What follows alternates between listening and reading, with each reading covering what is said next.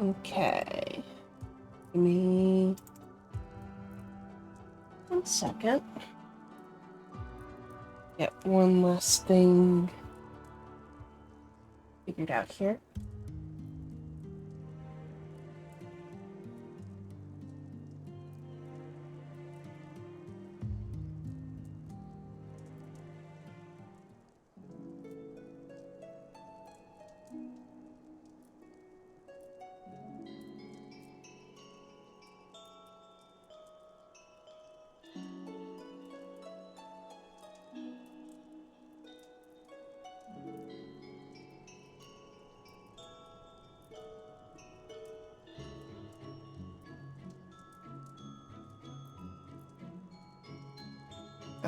The soul.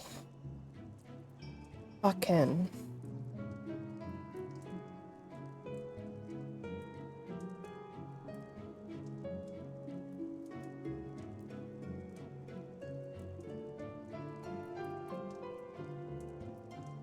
What are we doing here?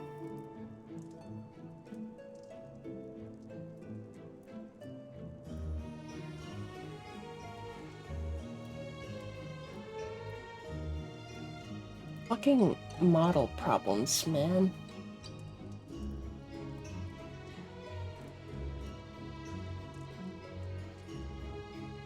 Alright, let me recalibrate here.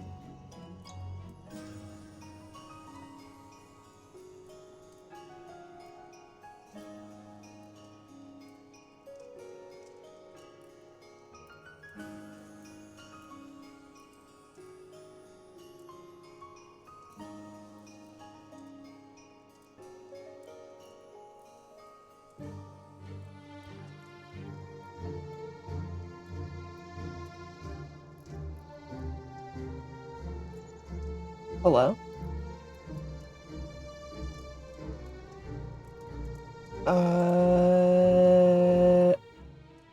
Scenes? There we go. Let me hide that.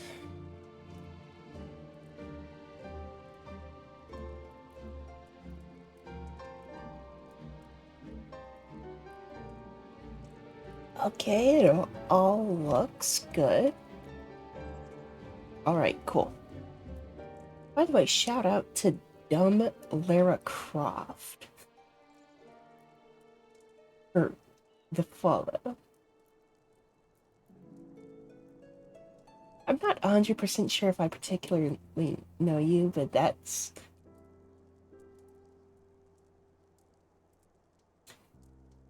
amazing name. And Gold Push as well for following during the extended break.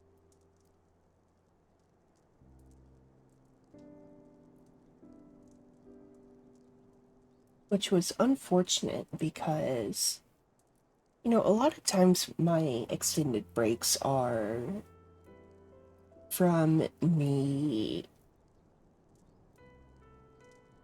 I'm not going to sugarcoat it. Legitimately crashing out because of work stress.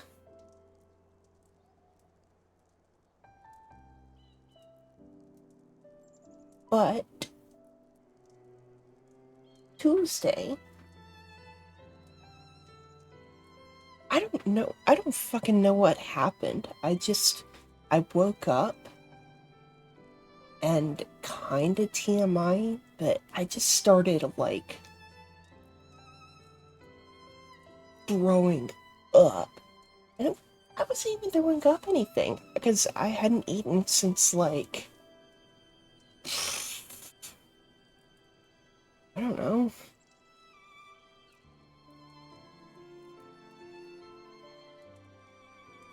Basically, it was just stomach acid ejection. It was gross. And I probably shouldn't be dropping all that.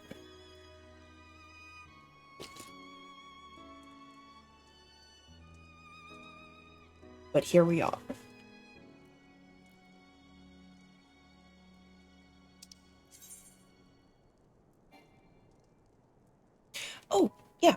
Uh, so in the meantime,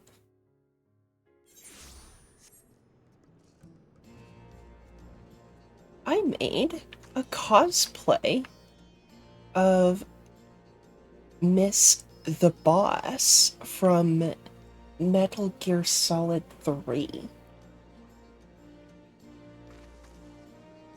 One of the fictional women of all time.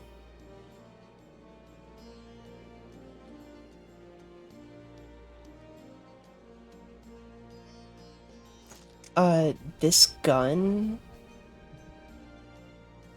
the Antiquated Outsider, the best I've got in terms of like machinist arms that have a drum on it. Because, famously, she wields a gun with an infinity shaped drum, which provides her infinite ammo.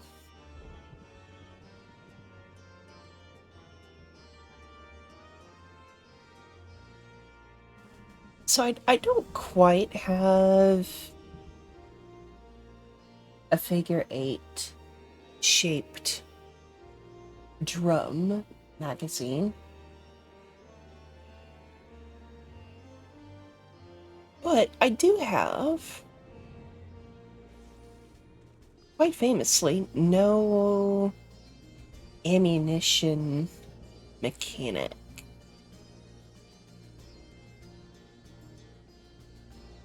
But yeah, look at this. I saw this and I was like, dude, that could rip as a cosplay of the boss.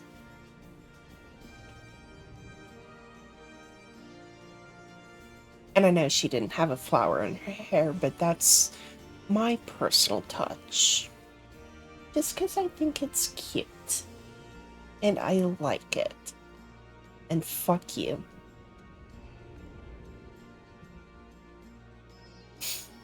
I do wish we could, like, get rid of the, like, tubes and such.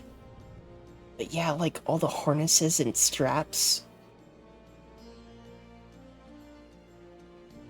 Like, this is the boss.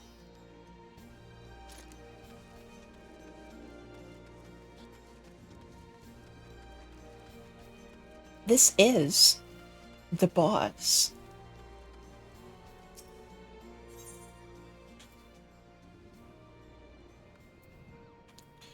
Oh, we get these for free?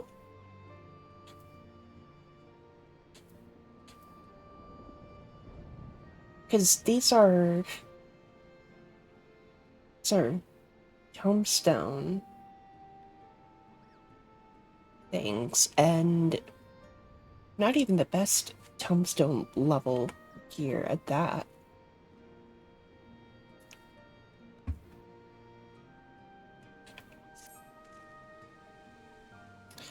News of Doma and Alamico's liberation has kindled the flames of revolution in every corner of the Empire.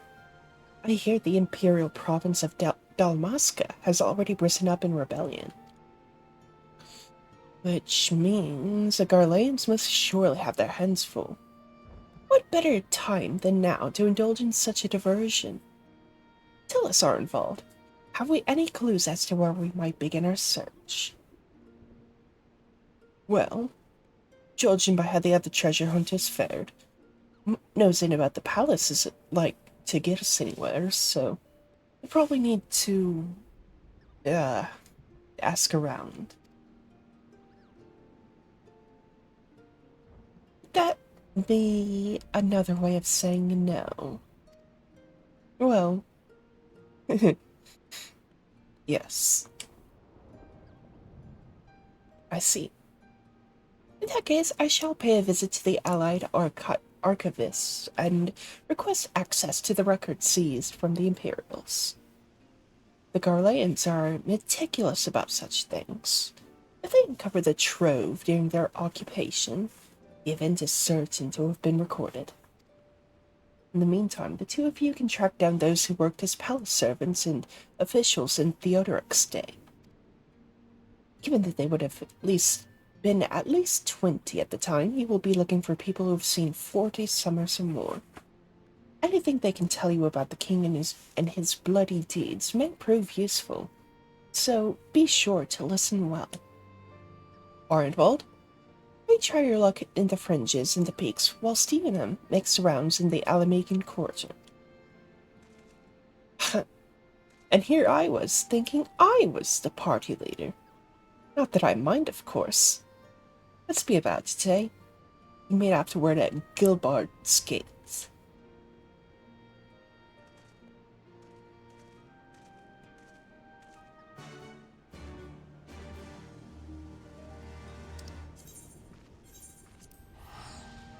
This low-key gives me an excuse to go back out here because I kept forgetting that I need to pick up ether currents.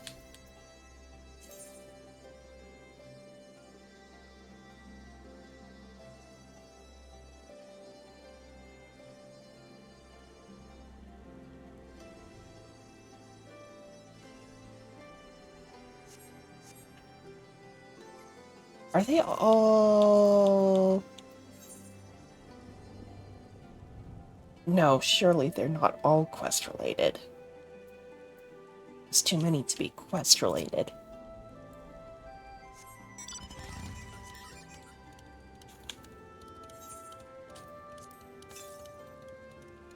To the northwest.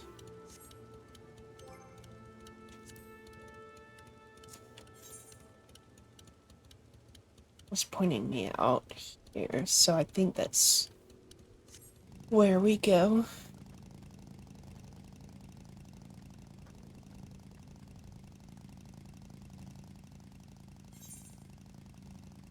Can I go out this way? Or I have to go out this way?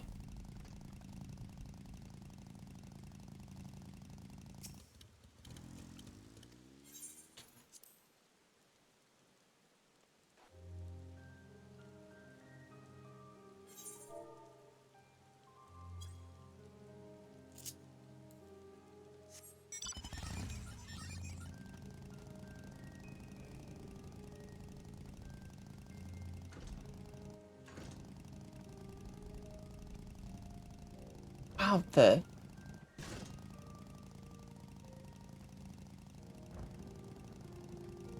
rain at night in this area.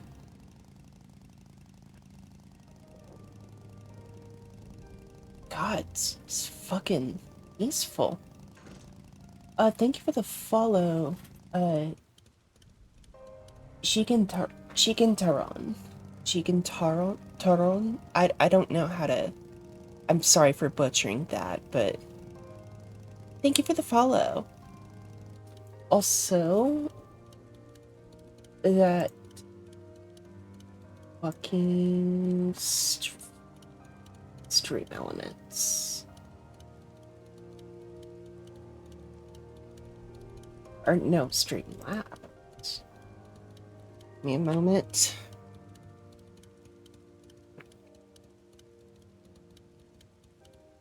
Google, what are we doing here?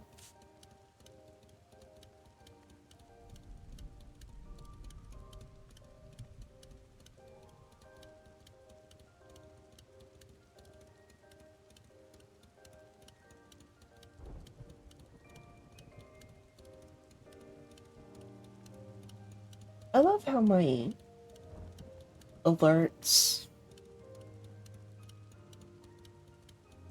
just sometimes don't work.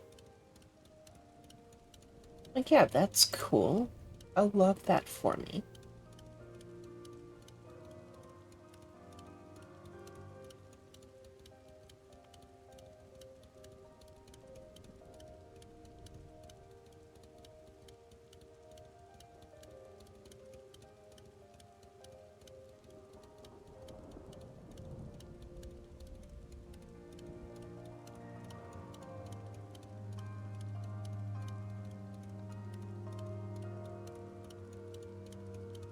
You know what I'd love even better for me? Is the fact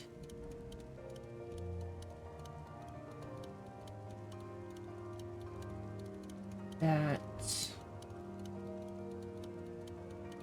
I had the wrong audio setting.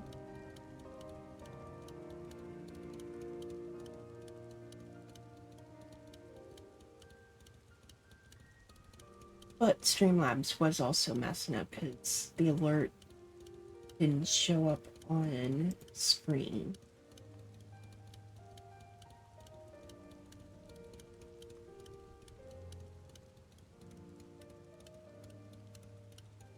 So it's a bit of everybody's fault.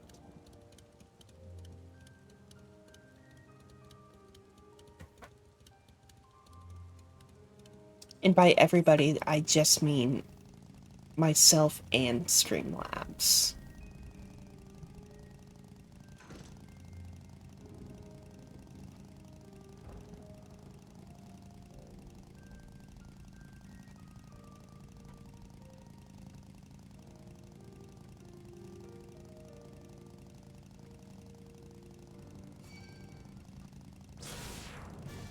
Was it up here?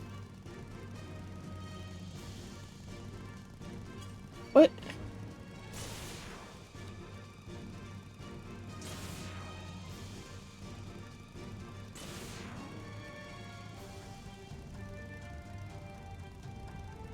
Was it?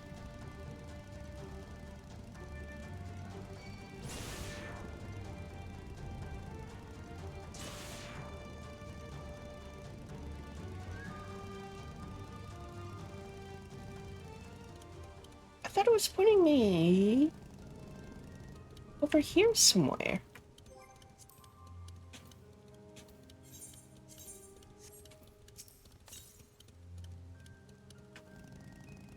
Still a few yawns to the west.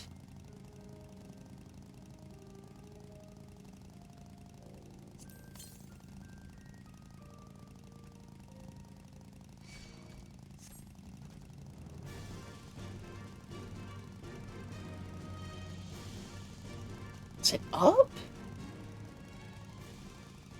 Because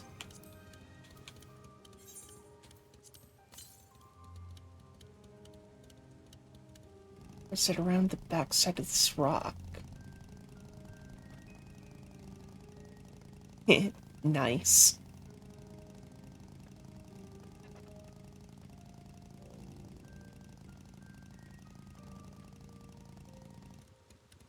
Oh, there you are. These sneaky bastards. Played Endwalker 2 months ago. Very cool. I'm not at any point close to Endwalker.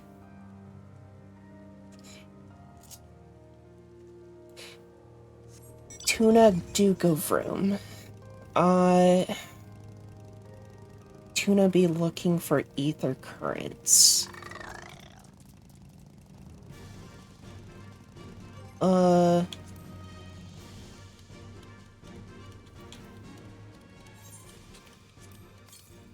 Is that an ether current quest? It is, okay. You're Yuna, aren't you? Famous soldier and adventurer? Very fitting that I am called a famous soldier while wearing a cosplay of the mother of special forces.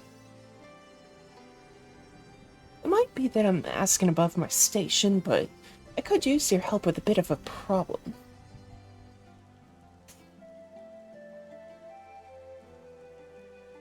The mommy of special forces? I mean, you're not wrong. She is kinda.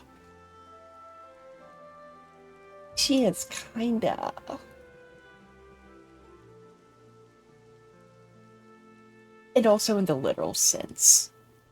But it's besides the point.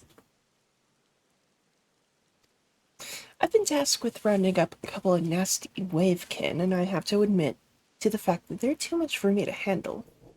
For here like you, however, I suspect they'd be not more than a spot of light exercise before dinner.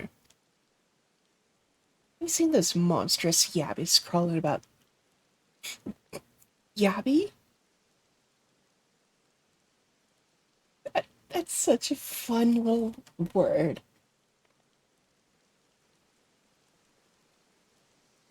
Crawling about south of the White Isle. There's some large hemp sacks you can use to drag them back here. Just be sure to tire them out a bit beforehand. Any fight left in them, and they'll rip right through the sack with those spiky tails of theirs.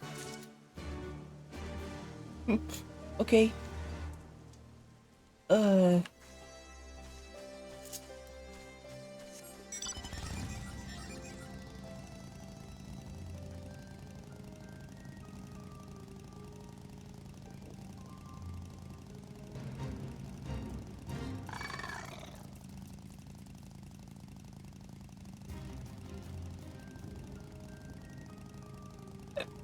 I don't...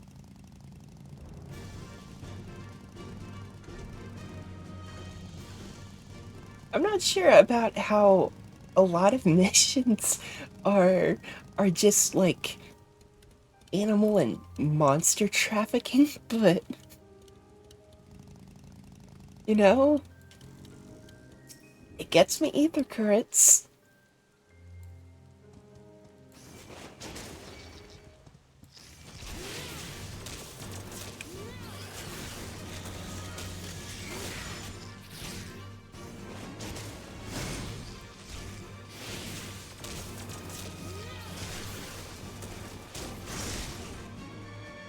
Uh,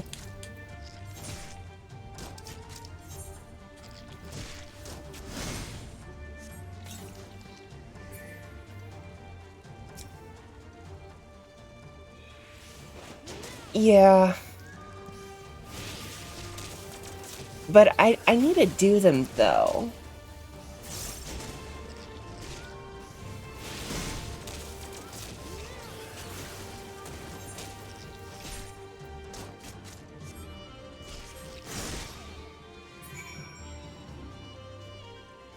Because I want to fly. Yeah. They are definitely a bit of a chore, but I need that fucking flight.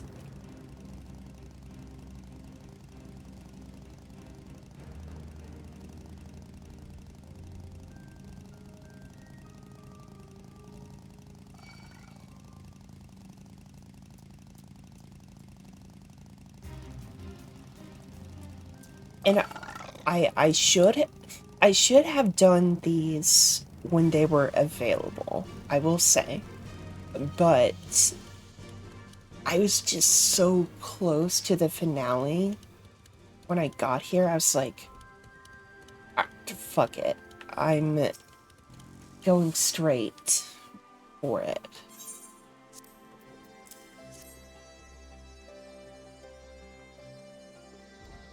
Yeah.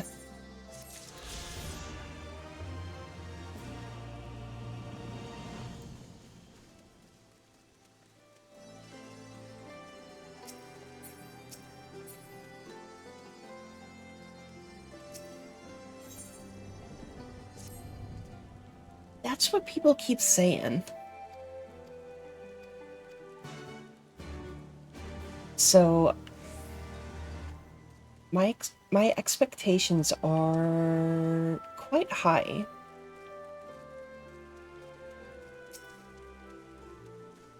What do you got for me?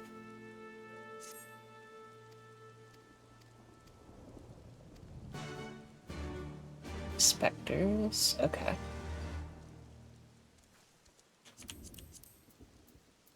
So okay, there's still one left. Probably you. Let me go nab that real quick. Knock these out.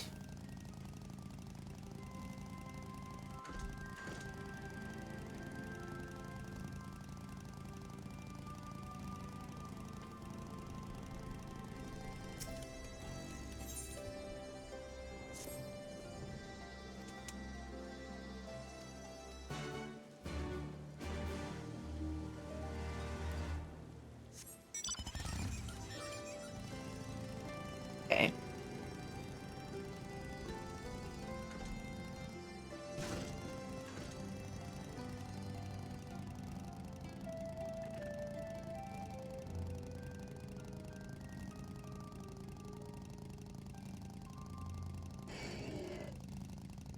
And honestly, so I found a couple of GIFs that I like to use. I I think they're pretty early Shadowbringers, but they're GIFs of Alice just being a fucking mood.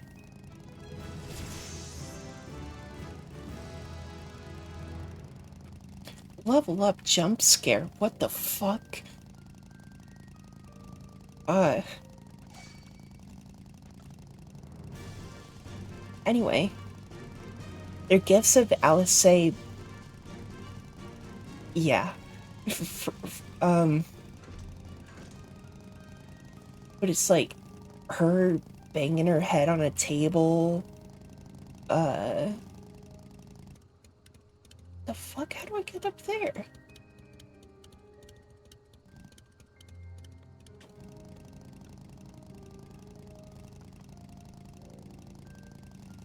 Oh, probably this way. Yeah, like her banging her head on a table, sliding down in her chair, and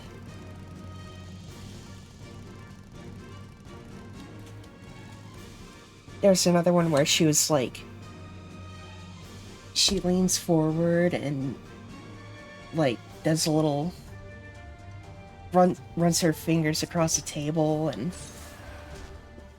what? Fuck off.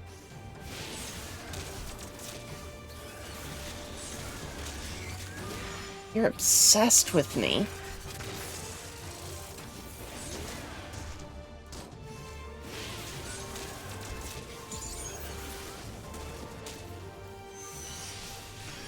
Like, I know I'm a snack, but good lord.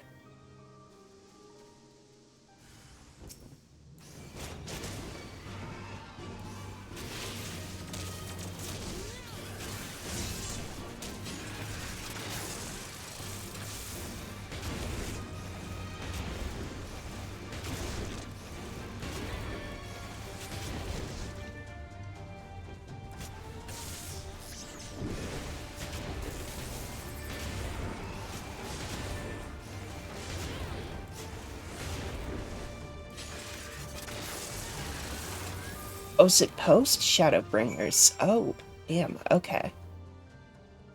So I'll have a while before I see it canonically then. Regardless, it's a fucking mood.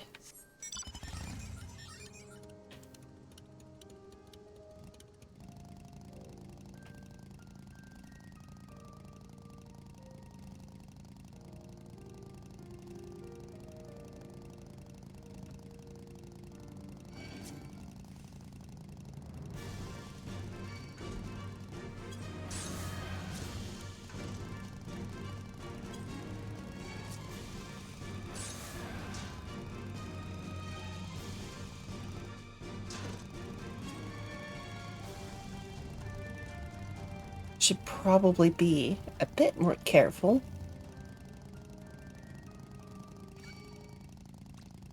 No, it was her same drip that she wears here in Stormblood.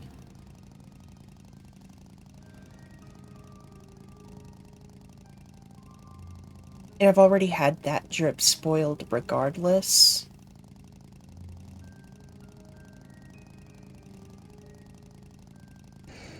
I gotta say, very cute, but it's not the point.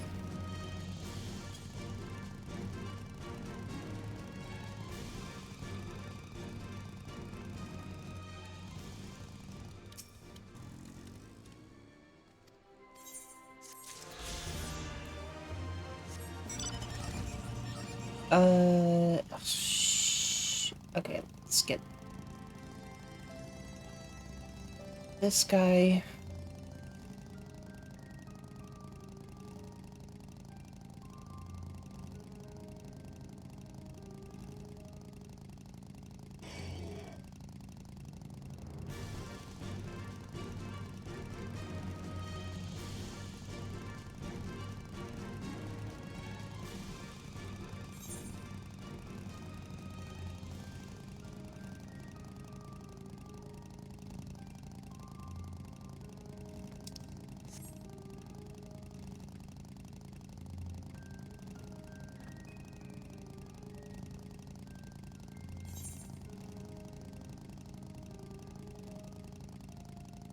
Uh,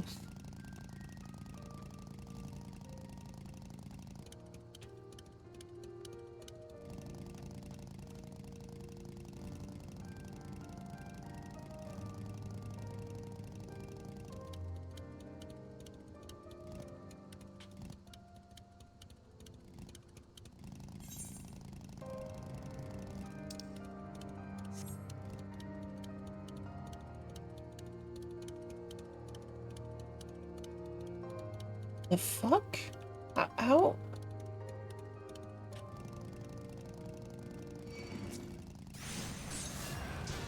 Am I expected to...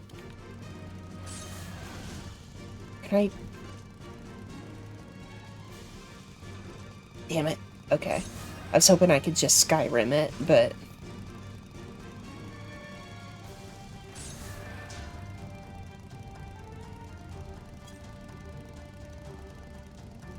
Uh...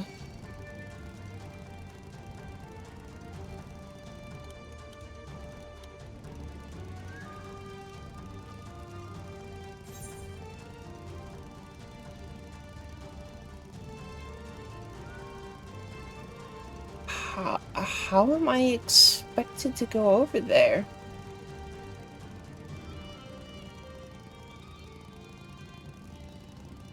You're telling me. This fucking... Oh, come on. There you go.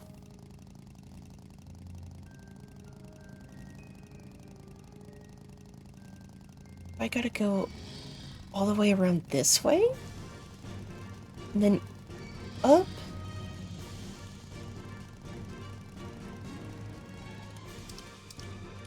Probably help if I zoomed out a little bit.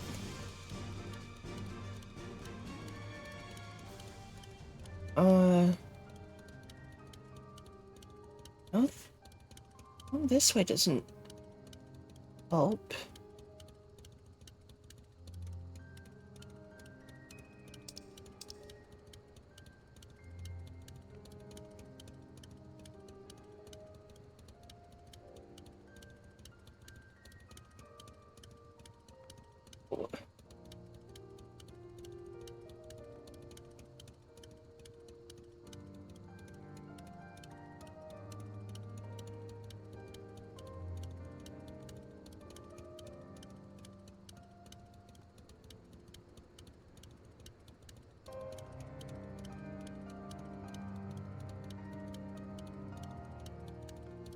Maybe I gotta go this way then?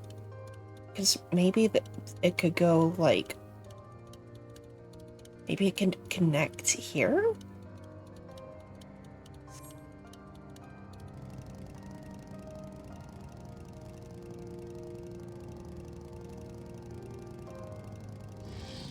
Okay. But regardless, this is...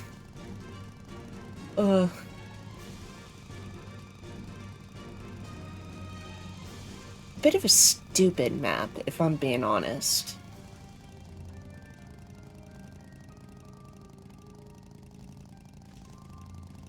Unless I'm just being stupid, which is highly probable.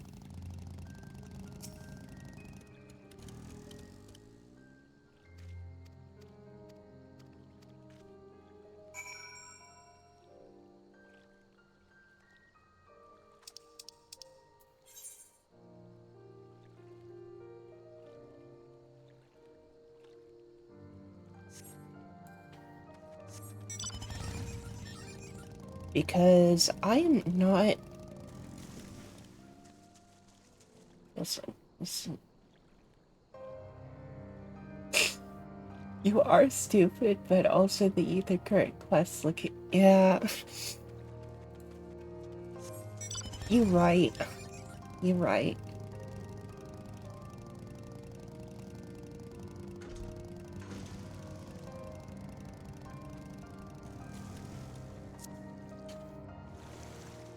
I was about to say, can I fucking dive?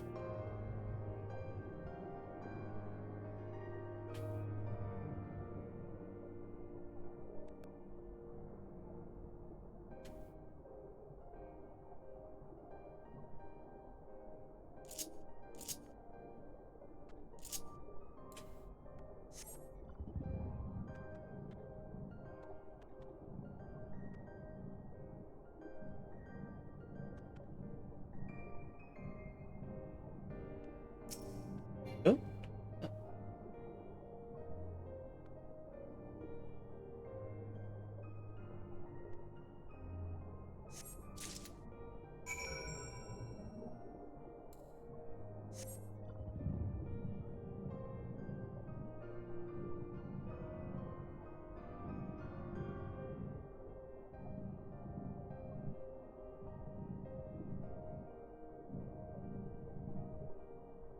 God, what were these people doing to drop that so... Honestly, shit, what the fuck is this down here? Like, a whole fucking underwater castle?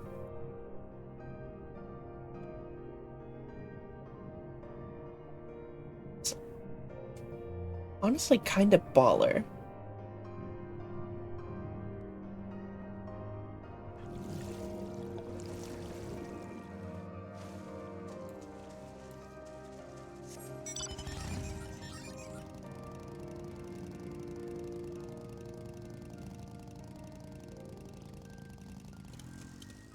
Oh. You couldn't cross that, like, 1 foot gap?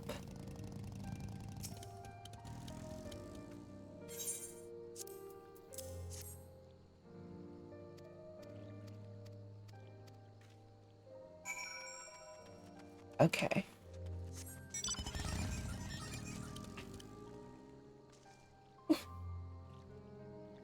What?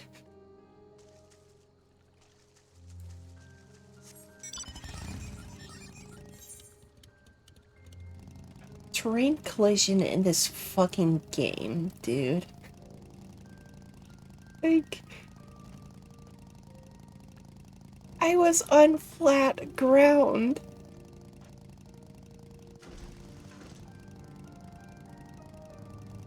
Okay, yeah, this is the way that I go.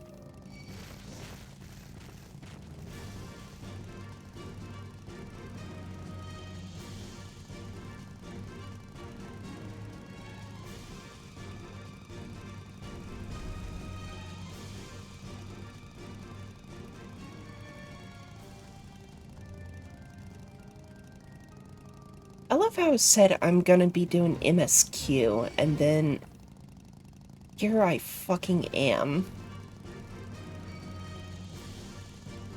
Not doing MSQ.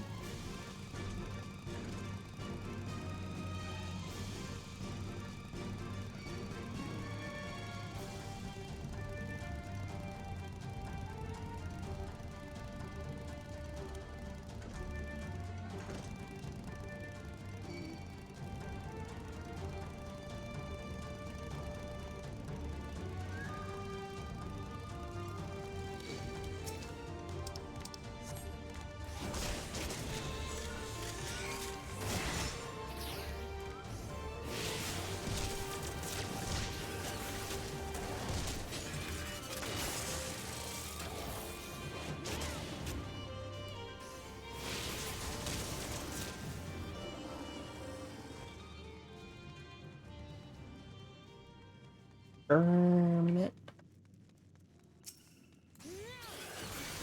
Okay.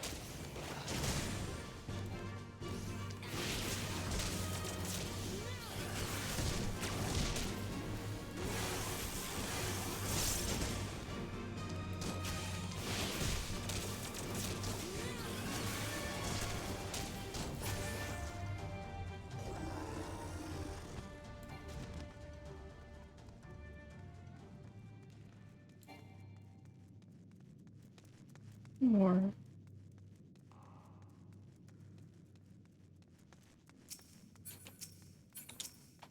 Stop targeting that.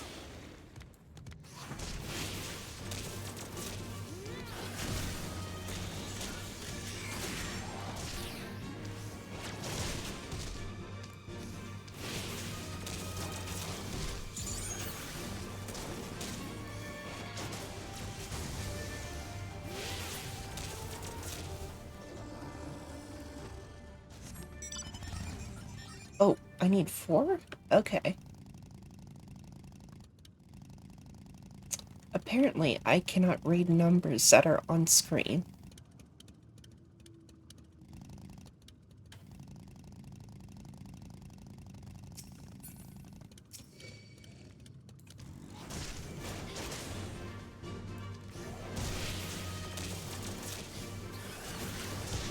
Further proving your point.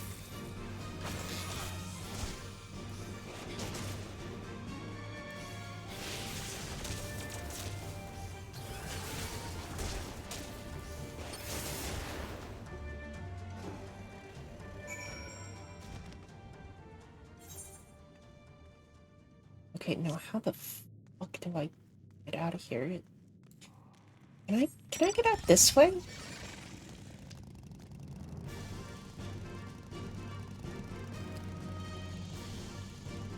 Or is this blocked off? Nope.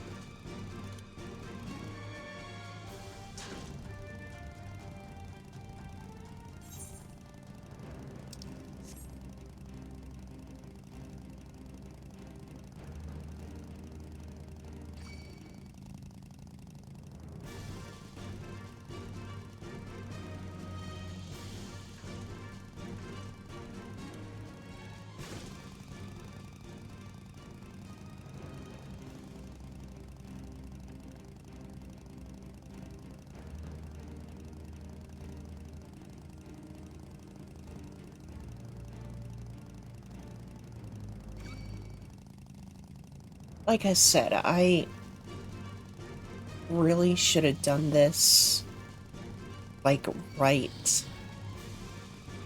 when it was available. But granted, when it was available, I was tired and wanting to just push on through to the end, so...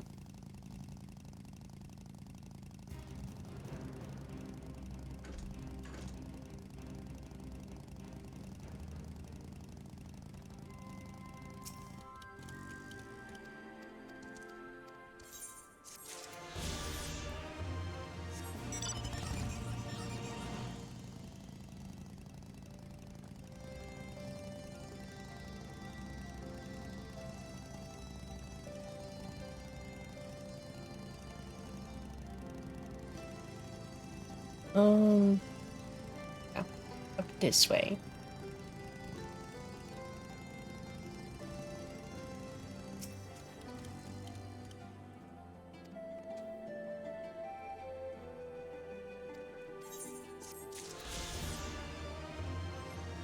Yeah.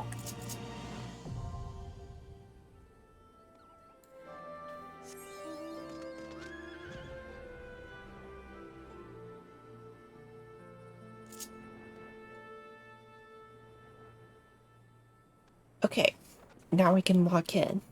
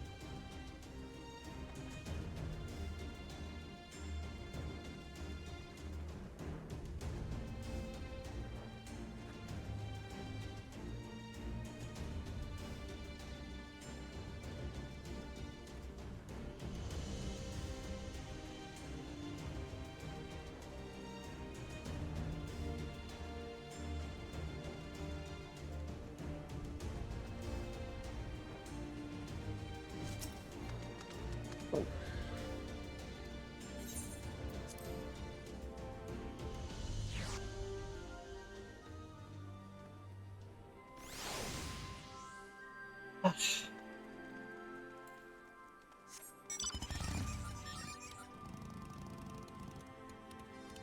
That is a snazzy red mage.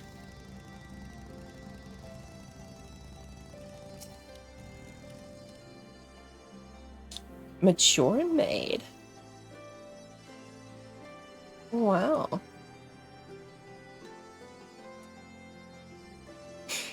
You want to hear an old maid's stories, do you? Aye, well, most of what I know of the Mad King is common knowledge. We'd only see His Royal Majesty when he deigned to attend the executions he'd ordered. And after a while, even watching his enemies die wasn't enough to coax him out of hiding. You see, he started seeing assassins in every shadow and wouldn't set foot outside the palace walls.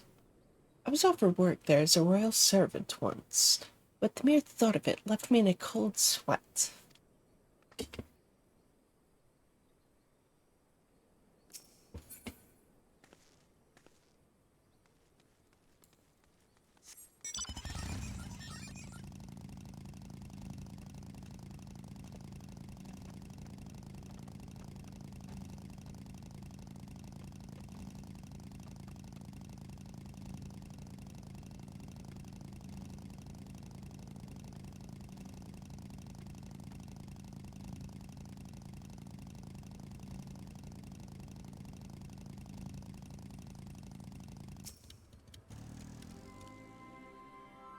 I I served at the pleasure of King Theodoric, and lived to tell the tale. One of the palace guards I was. Truth be told, it was a dark chapter in my life, and one I'd sooner forget. Hardly a night went by when we didn't hear blood-curdling screams echoing from the inner chambers, which, of course, we were under orders to ignore. So we'd stand still as statues, trying not to imagine what horrors were unfolding within. Ugh. The hell's bent on finding out what happened at the palace. Head down the street there and ask old Ernold, who's King's head scribe.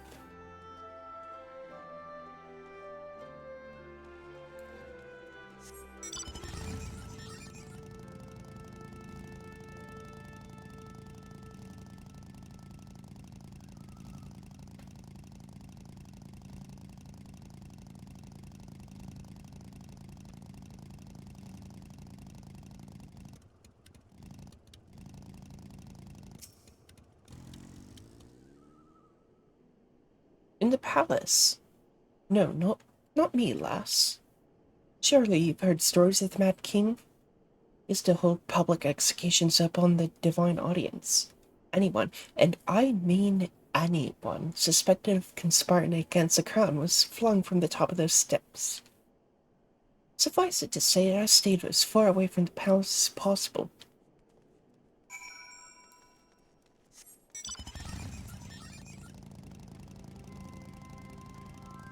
Falalafel.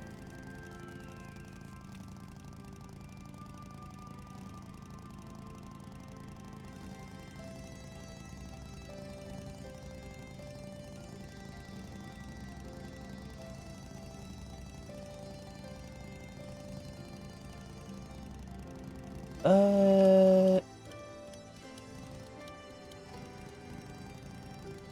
there you are. You know, I could and just go straight to you, but order of operations, I guess. Yes, I'm Arnold. What do you want with me?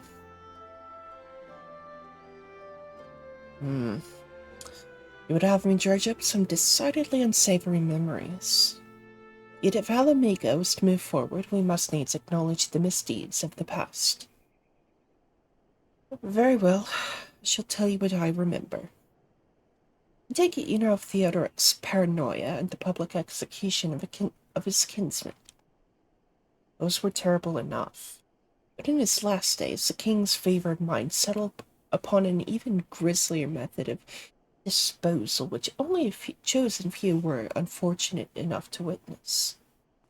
His His Majesty ordered the court thaumaturge to unleash a vile curse upon the remaining members of the royal family, magic which transformed them into fiends of hideous aspect.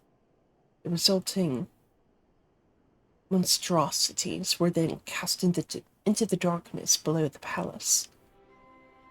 Even now, my sleep is troubled by nightmares. If others of Theodoric's blood were prone to share his madness, then mayhap it is a kindness that the monarchy ended with him.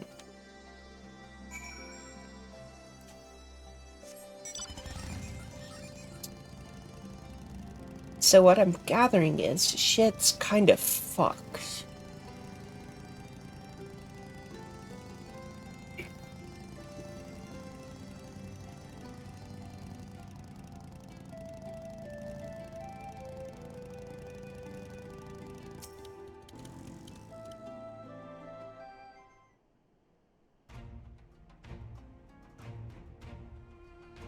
Since we're all here, why don't we share what we learned?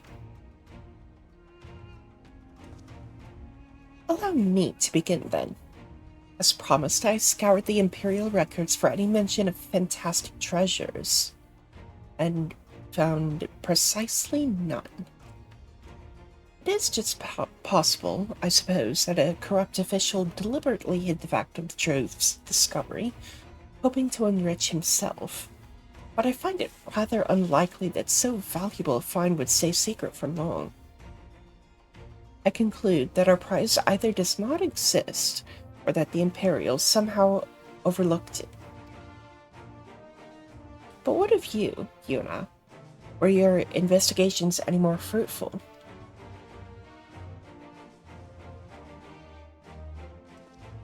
Turned into monsters? What could he mean by this darkness beneath the palace, I wonder?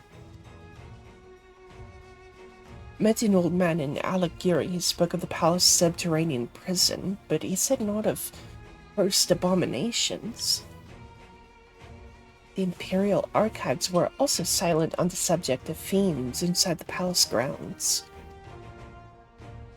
Would the scribe fellow have been spinning her a yarn, do you think? Did you believe him, Yuna?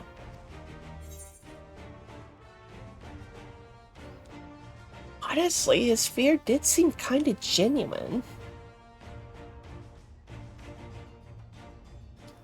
If he was afraid, then that does lead credence to the tale, though I'm not sure how that helps us in our search. Do not be so hasty. Arnold's anecdote may very well have told us where the trove is hidden.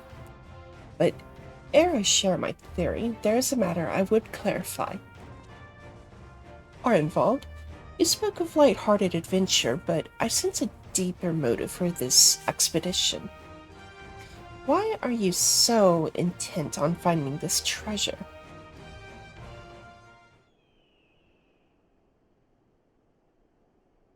Wasn't all pretense, I swear it, but you're right. My father was in the Imperial Army, a man of Garlean blood. Trust you know what I mean when I say that my Alamegan mother did not welcome my arrival. Yeah. As I grew, she would check my brow over and over, convinced that a spot on my skin was an emerging third eye, like the kind you see in pure-blood Garleans. My mother did not care for this taunting reminder of my heritage, and took up a knife. War paint serves to cover the scar. Jesus. In the end, she turned me out in the street, and I was left to haunt the alleyways of Alamigo, feral child who got what he needed through begging, punning, or worse.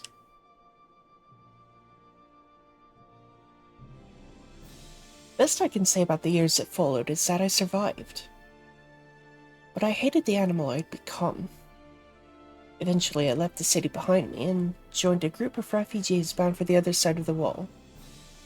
It was then that I turned to adventuring, and that road led me into the company of the Scions.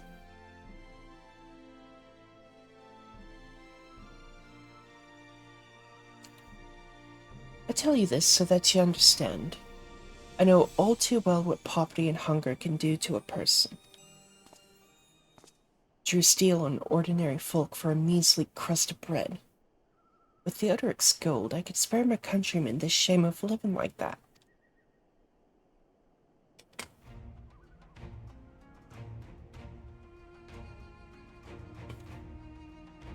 You know, backstory-wise for Yuna, that's kinda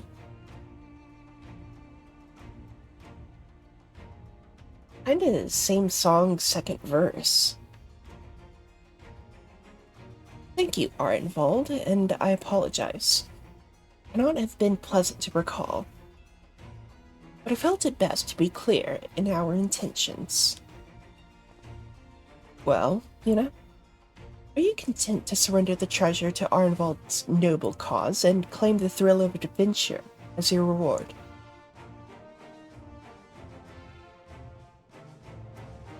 Then I should be glad to tell you my theory on the resting place of the Mad King's trove, if you were minded to hear it. Yup.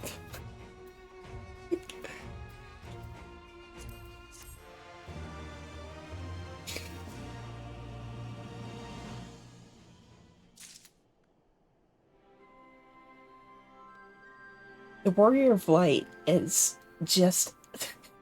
It's so crazy how we're such a yes man. Like, does no exist in your vocabulary? Actually, mayhap it would be better if we first adjourn to a more suitable location. In case a rival treasure hunter overhears our plans, you mean? Good thinking. That's not exactly the reason, but it is certainly a valid concern. Let us reconvene on the southern edge of Loch Seld.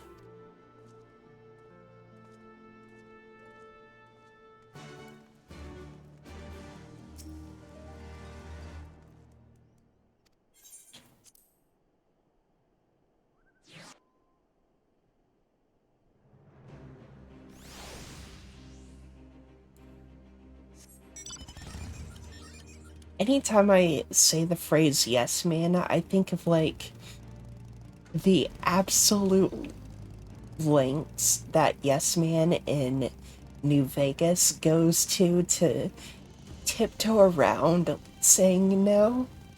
It's so fucking awesome.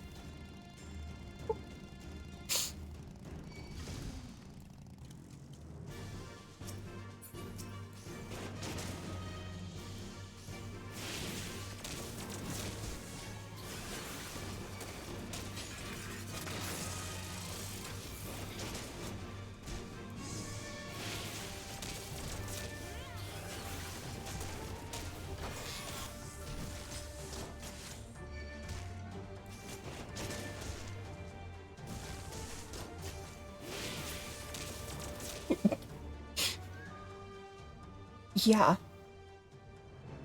Oh, you killed all our potential allies.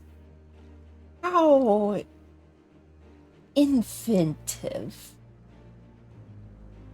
I see you're a real go-getter and a big problem solver. So you like to make problems of your own to solve. That's so good. I love that about you.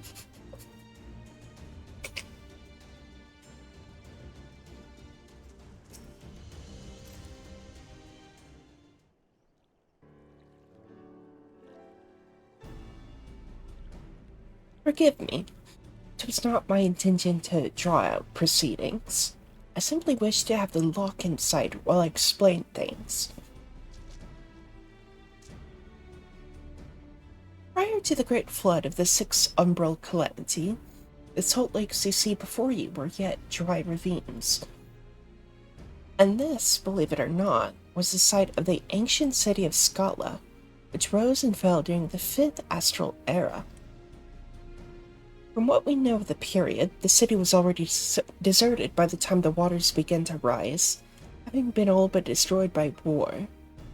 Yet its ruins remain to this day at the bottom of Loch Seld. It's my belief that the darkness beneath the palace mentioned by Theodoric's former scribe was not a reference to the prison, but to a place still further below, the ruins of Scala. I further surmised that the Mad King's unfortunate kinsmen were cast down there, not simply out of a desire to punish them, but to discourage exploration. Theodoric wanted to keep the ruins secure. Wait, you're saying they were meant to guard the Mad King's trove? Precisely. And since we know the court thaumaturge was involved, we can safely assume that any entrance into the old city will have been magically concealed. Which would explain how a legion of Imperial soldiers and the gods know how many Alamegans never found a trace of the trove. We, however, have certain advantages which they did not enjoy. Yuna, would you be so good as to swim down to the bottom of the loch and search for an underwater route into the ruins? While you do that, Arnvald and I will seek out an ensorcelled portal within the palace.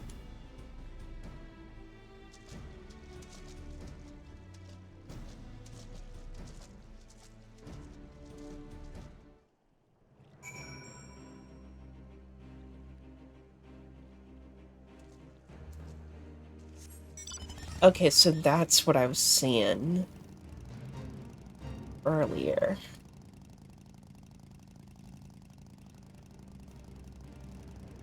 So I've already low-key been to the ruins, I guess?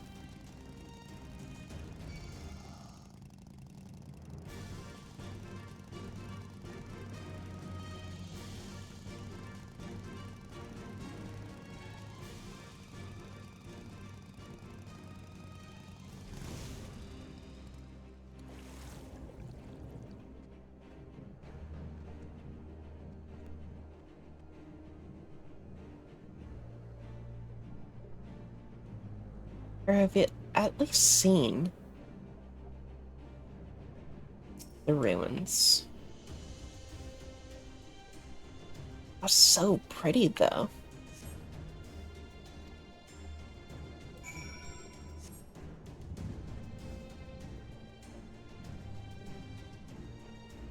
Oh, does it? Okay. I will keep an eye out then. Yuna, it's Alphina.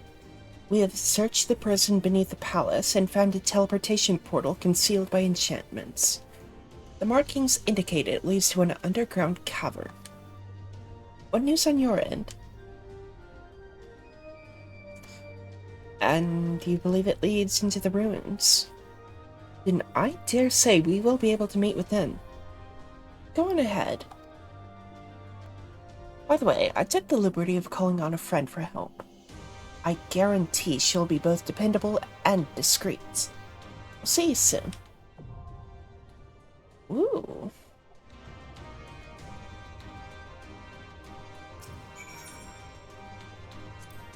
Oh, duty support? Okay.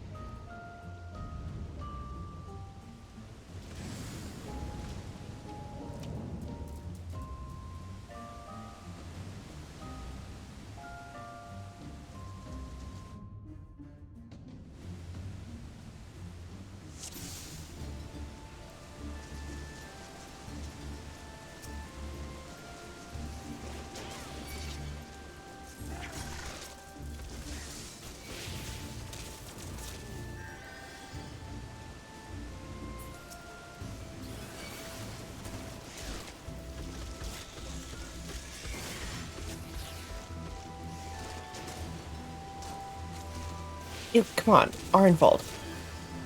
Get the fuck over here.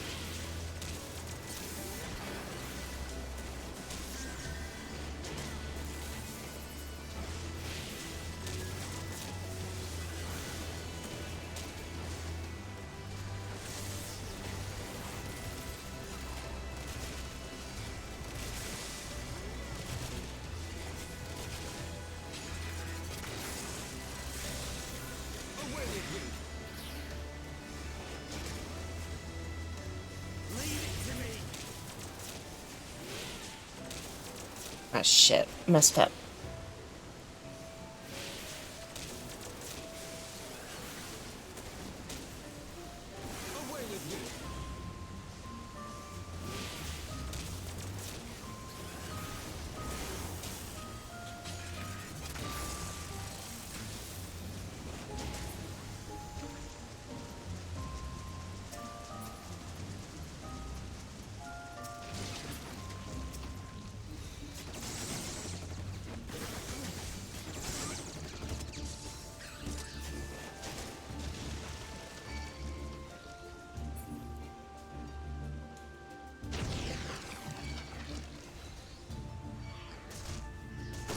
Oh.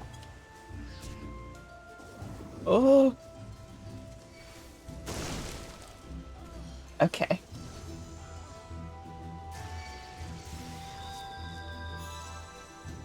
Oh, who's this? Yeah, I don't fucking know. Probably just a like she's a named NPC. So like, should we know her?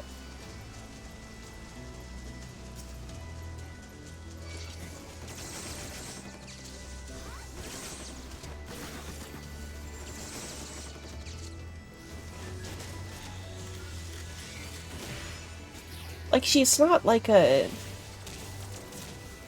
one of those, you know, like Scion Lancer or Alamegan Lancer. Oh yeah, probably, but she's named, so it's like not your typical rando duty support NPC.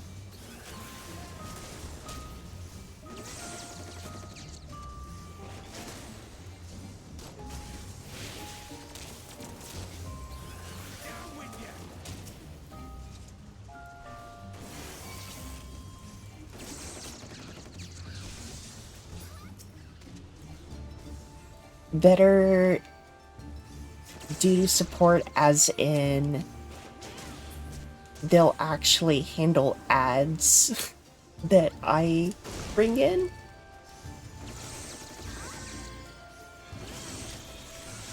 Because I sure hope so.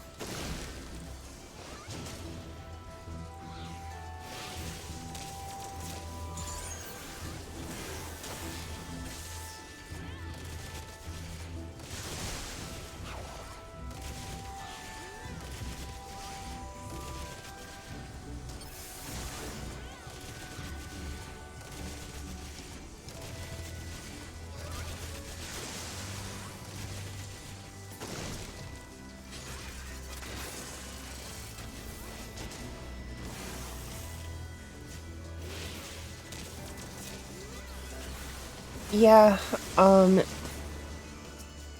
don't... Duty support, I don't really care for either. But I do them a lot as a streamer because it cuts down on idle time.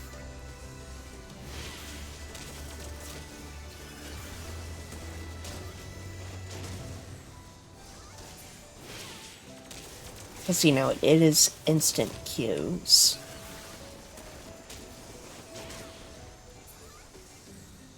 But it is a fucking pain. Oh! Hello?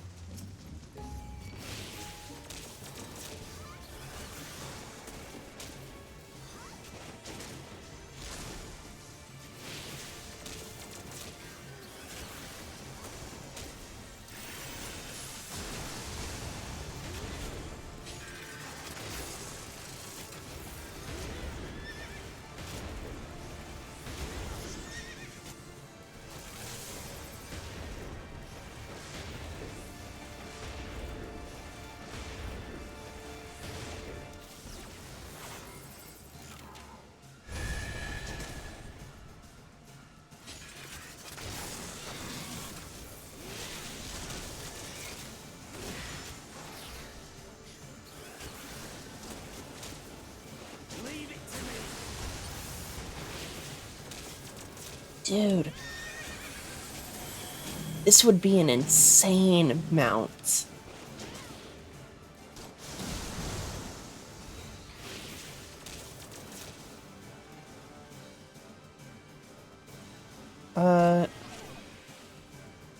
Hello?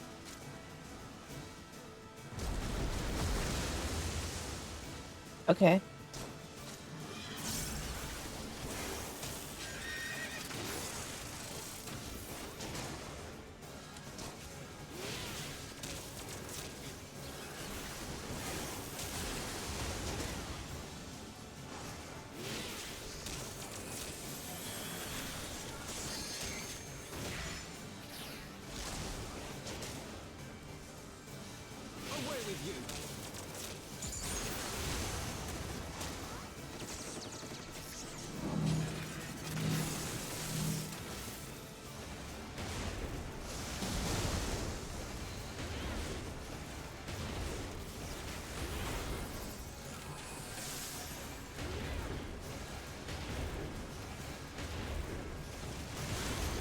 Oh.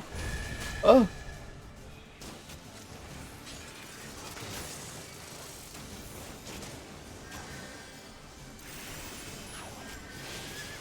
I have my pride. Alright, what do we got?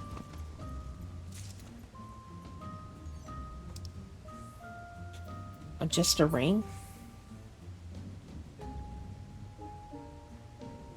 Not a bad looking ring.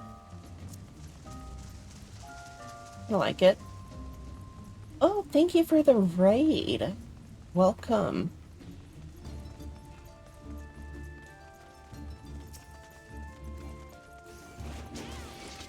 How are we doing today?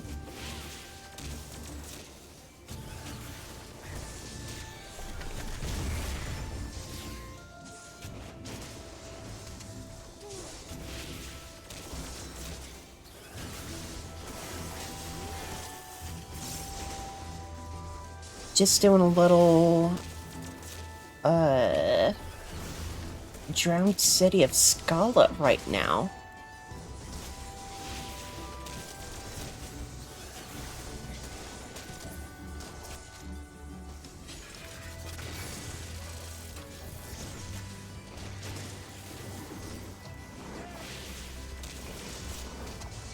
Alright, not a problem. The raids in general are... The raid in general is much appreciated, so thank you.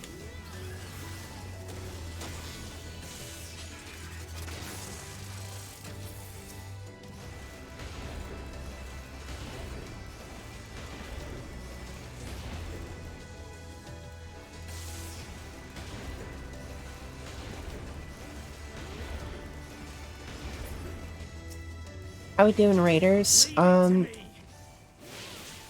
How's your other stream?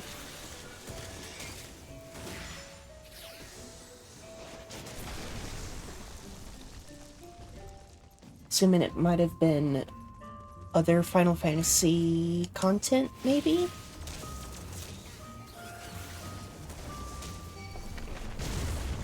Ooh.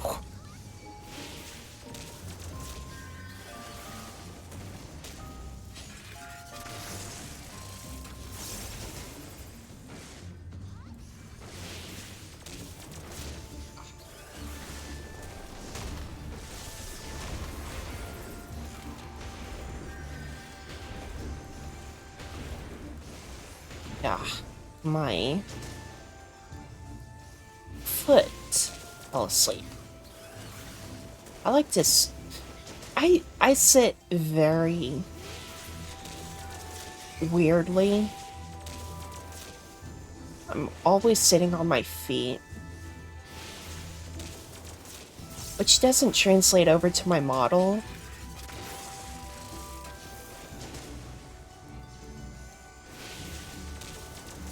But in turn, that always means my feet are falling asleep. Ooh, treasure! Treasure copper.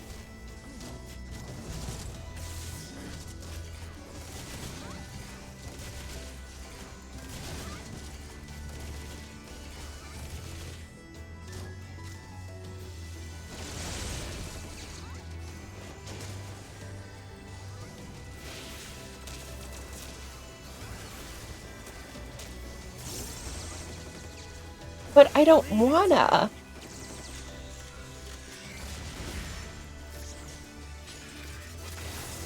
I wanna sit cross-legged.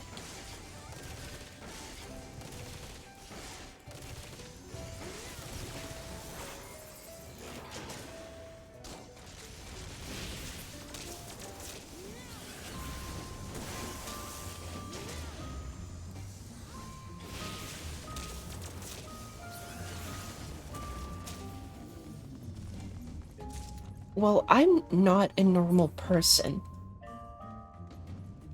I don't know if that's apparent to you.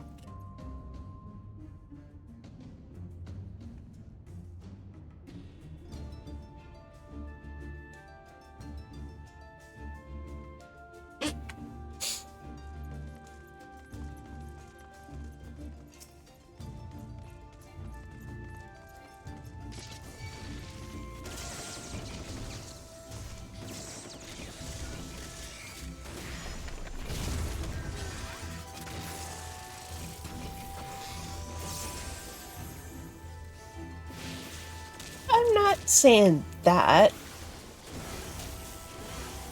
I'm just saying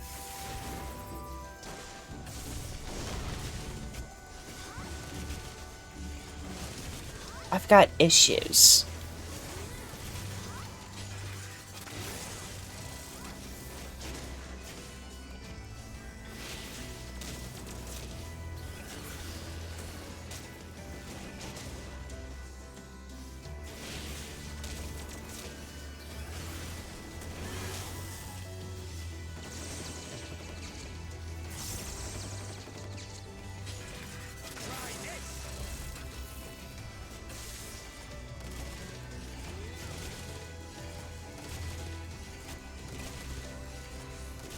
You know, I'm very much like the stereotypical, like, bisexual who cannot sit normally.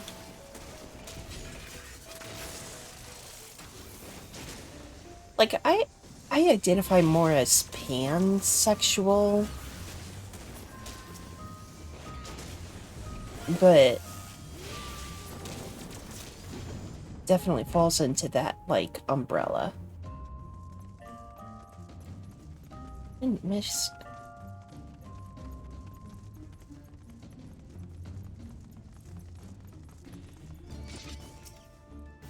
Is this the motherfucker that reflects physical?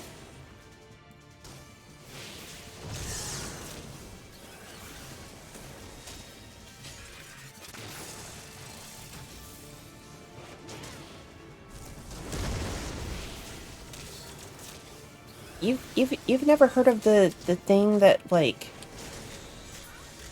bis can't sit normally?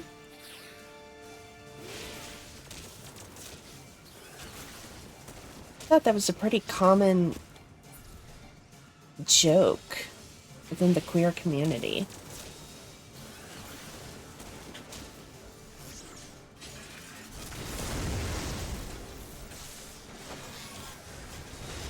Away with you.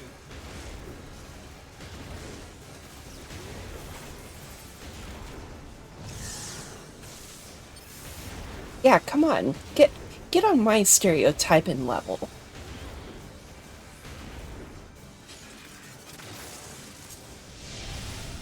Uh...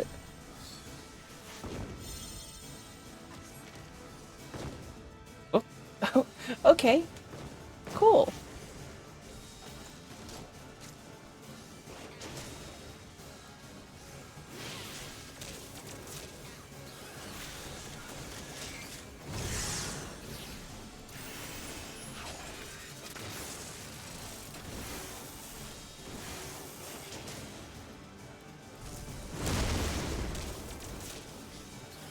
I mean that as a joke, by the way. I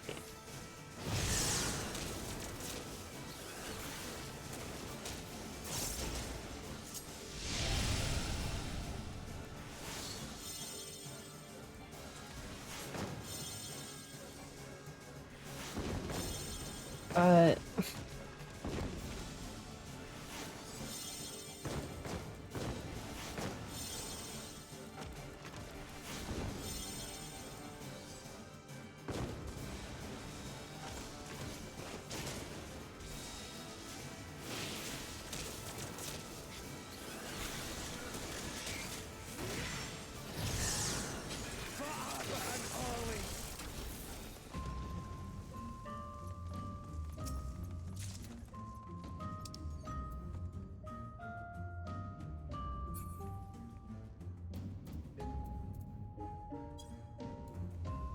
you talking about good glam pieces. All I've got are earrings, rings, and those arm guards.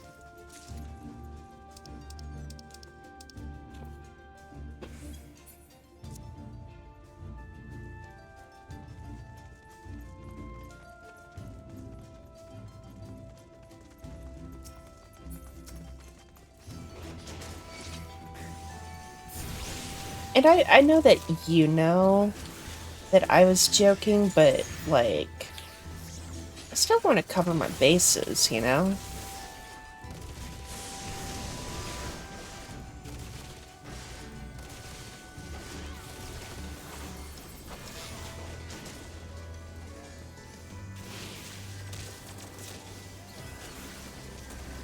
Okay.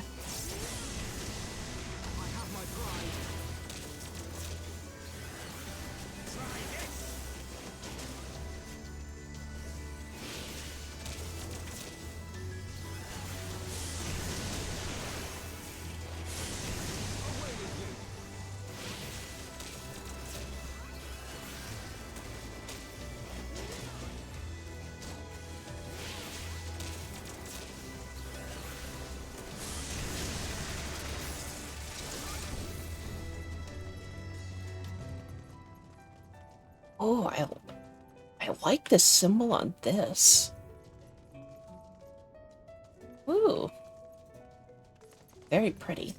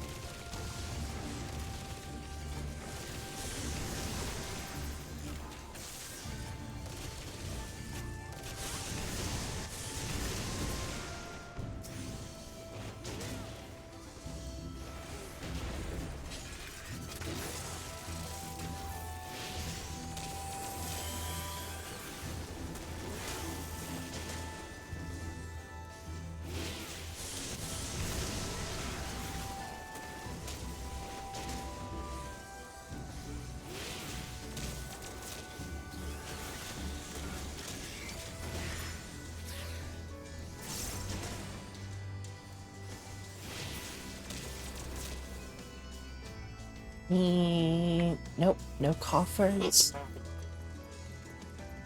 Okay. Oh, there's a coffer over there. Probably another ring. Oh, necklace. That's kind of cute, choker.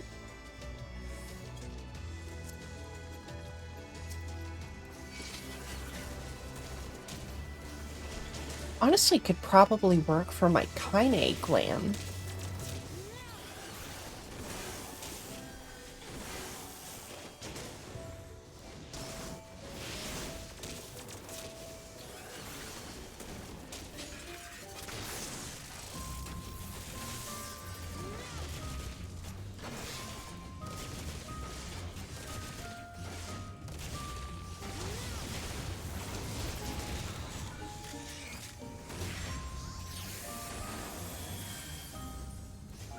Hey, how's it going?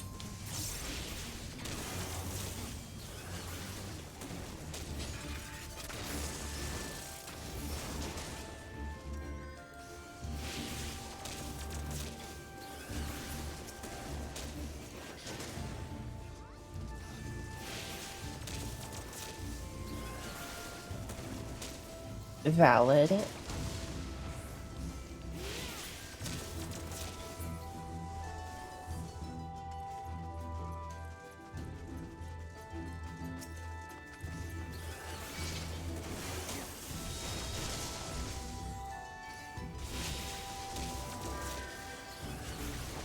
We love getting pissed off at minor annoyances in games.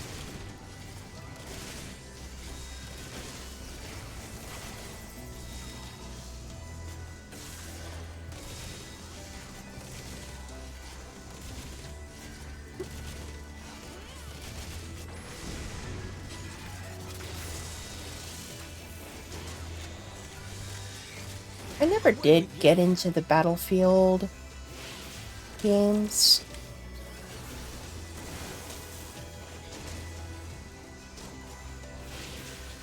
So, I'll take your word for it.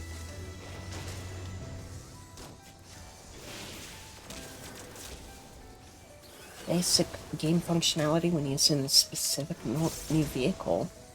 Damn. Also, I just noticed it does look kind of loud on OBS. So I did turn it down slightly.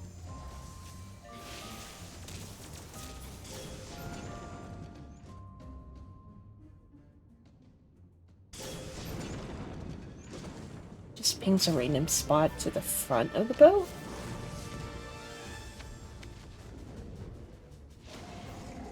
Odd. It doesn't sound... That doesn't sound helpful.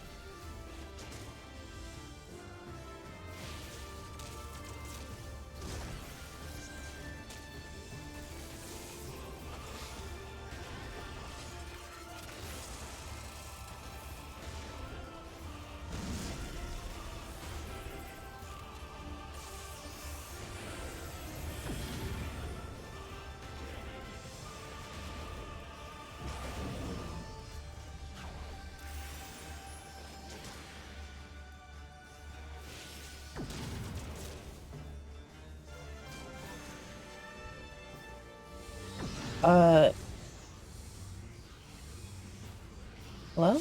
Okay, there we go.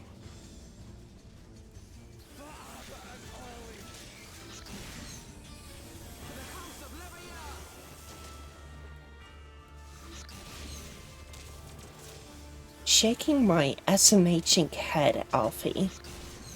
What the fuck?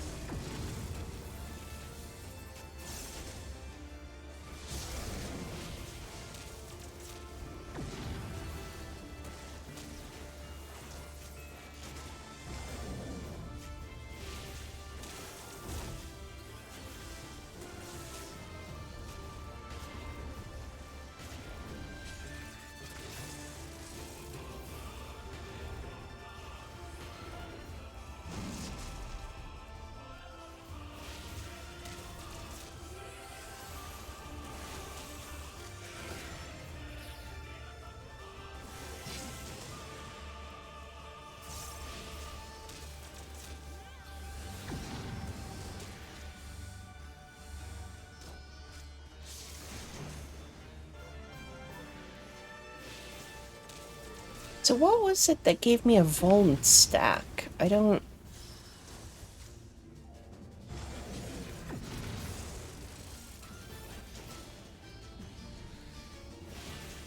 There's a lot of bullshit that happened at once, and so I'm like, okay, where did the vulnerability come from? It could have been.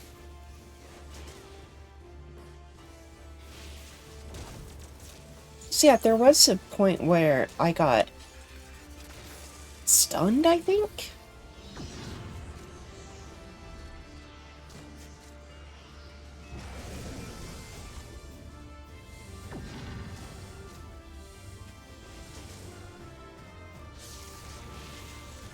Or I was just like standing still.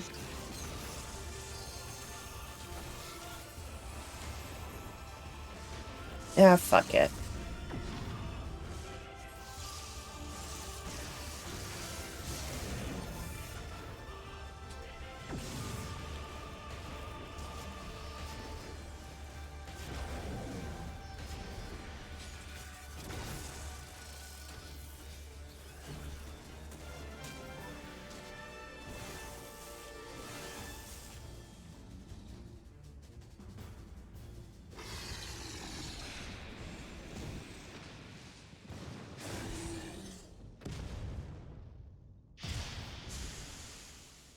Yeah, that seems right.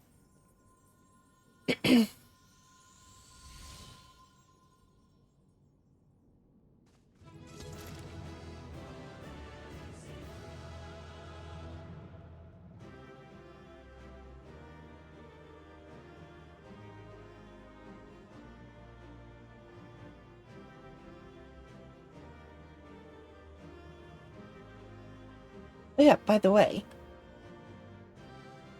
the boss.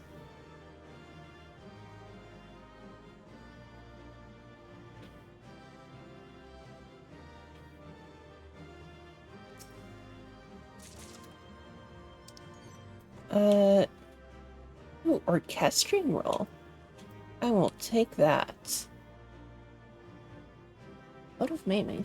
Hmm.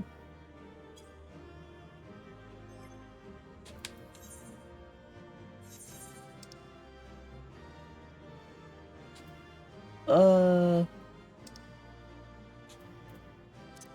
I guess my armory chest is full.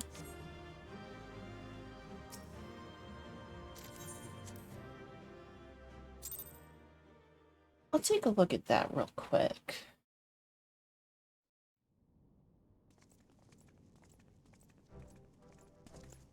Twould appear this place is yet inhabited by King Theodoric's kin, or what is left of them. The work of terrible magics, I fear.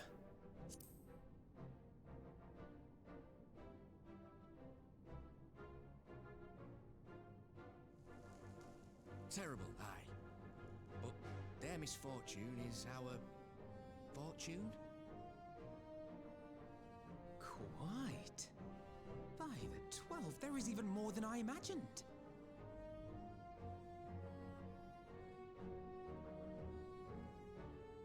Yeah, that does look pretty good. Pretty cool. Oh, I can't wait to see the look on Lisa's face. I like the Thanks for believing in me, you two. really high collar.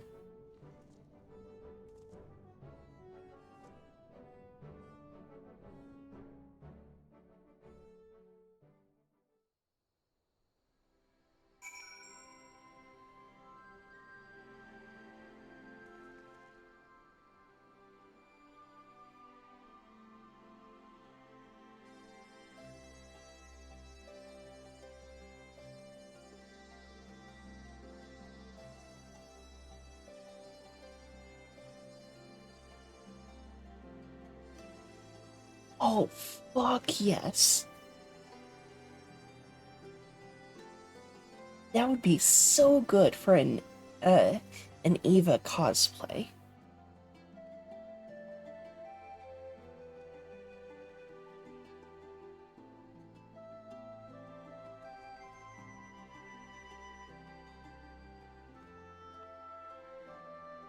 Again, like you said, much longer barrel and stop. But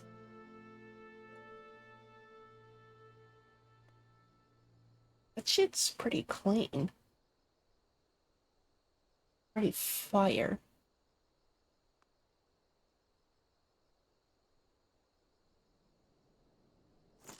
I am using the, what is it? The Antiquated Outsider as the glam. Oh shit. Did I not upload? Okay. I'll need to fix my gear. It's fine for now.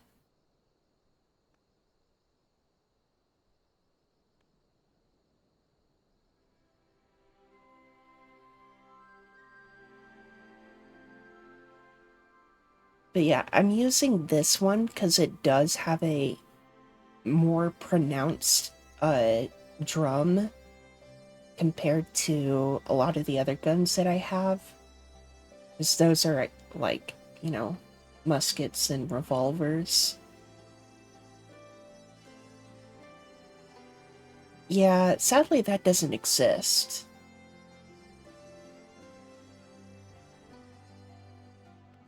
But this is one that has the most pronounced drum, which is, you know, the whole identity of the Patriot.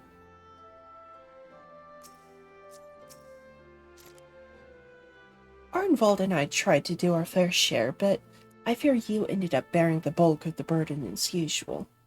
You truly led the way with your adventuring prowess, my friend. Aye, without your help, I reckon we'd still be fumbling about in the dark. Glad I called on you. Must say, I am still reeling at the sight of that mountain of riches.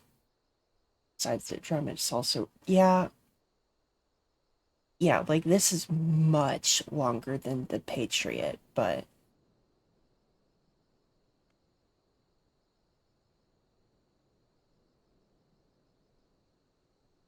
doing the best I can with what I've got.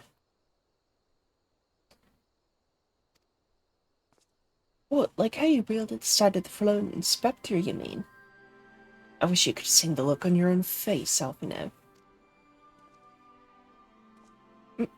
Must we dwell on such momentary lapses? We found the Mad King's trove, and that is all that matters. Sure.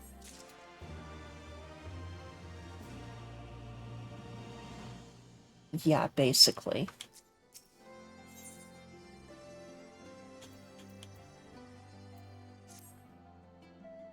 All jesting aside, we must tell the people the good news. I think Lise should be the first. Seconded. She is bound to be delighted. If I'm no longer needed, then I shall take my leave. Of course, don't let us keep you. Thanks again, and say hello to Vimar for me.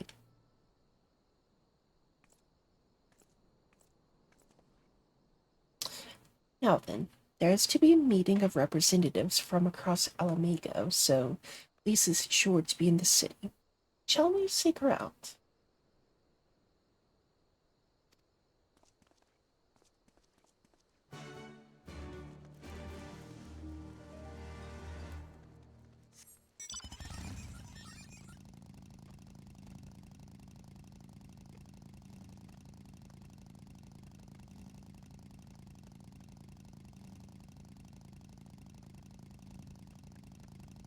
Reminds me of that one that one thing that was talking about, oh my god, it's like a using it, it's like a, I think it was a Tumblr post. I was joking about using a fucking cannon for home defense. It's like I can't remember the exact wording, but let me see if I can actually find it with the wording I remember.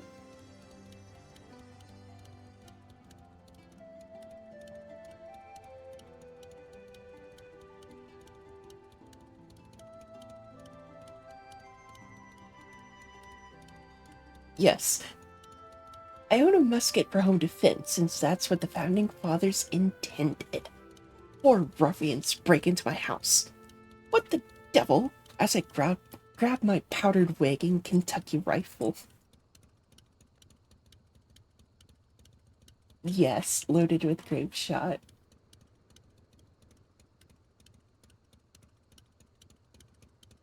Tally ho, lads. The grape shot shreds 2 men in the blast.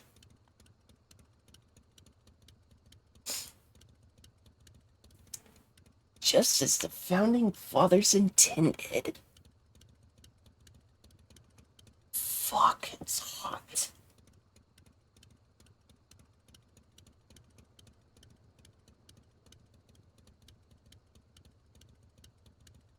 Speaking of, well, not really speaking of, but I need a pee. And my water's running pretty short. And because of how hot it's getting, I need to hydrate.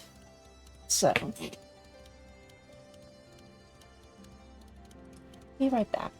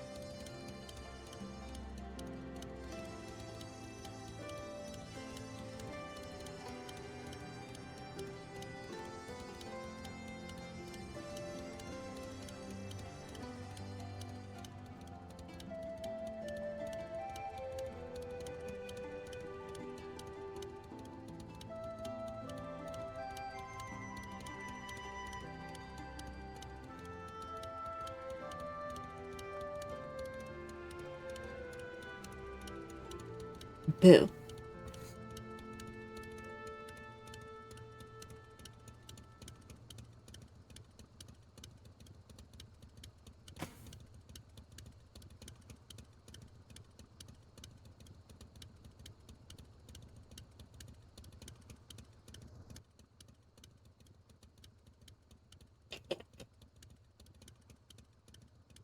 White woman jump scare.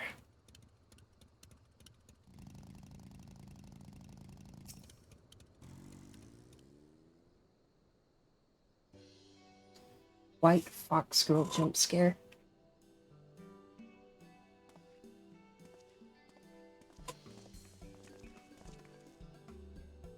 Oh, you three look pleased with. Oh, shit. I forgot to turn off auto. I'm glad you asked, Lise. I'm pretty sure you're going to like the answer. We found a shitload of gold. A fuckload, even. We're joking. The Mad King's trove. I thought it was a myth. Well, clearly, you were myth taken. So did plenty of people. They didn't have Yuna and Alphino in their pot. Credit for finding it should really go to them. As for what to do with it all, I vote that it goes towards alleviating the suffering of Alamigo's pool. Gods, if there's as much as you say. Arnville did not exaggerate, I assure you. We could not hope to carry even a fraction of it out on our own. I have taken the liberty of sketching out a rough map of the ruins. If you will assemble a squad of your most trusted freedom fighters, they should be able to follow the route to where the treasure lies.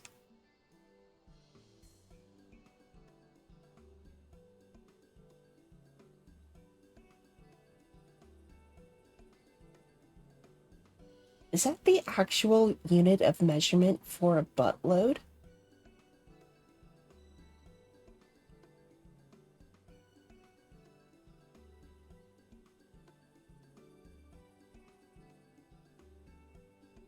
Wow, I learned something new.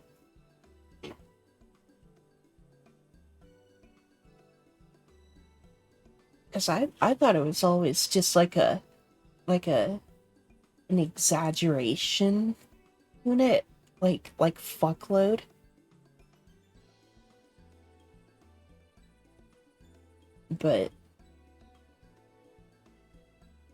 108 gallons and how many liters? 491 liters. Jeez.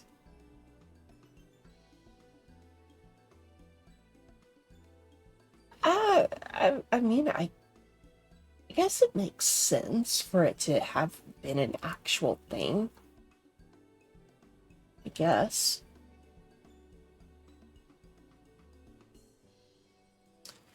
Understood. I'll make sure every coin is accounted for, and that goes for the spending of it as well. Thank you. Oh, there is one other thing. When the time comes to draw up a plan for distributing the spoils, I would ask that you consult Alphino. I don't have a head for details, so I'm not educated. I see that simply handing out sacks of gil won't solve everything, but I can rightly tell you what to do instead. Oh, I know the feeling. I'd welcome any advice you could give us, Alphino.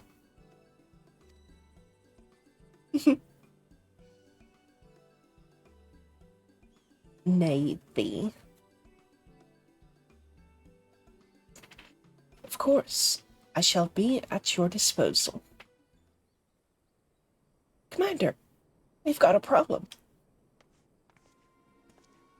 Deep breaths. Tell me, what's happened? Mobs gathered outside headquarters, and they've started making demands. You best come and see for yourself.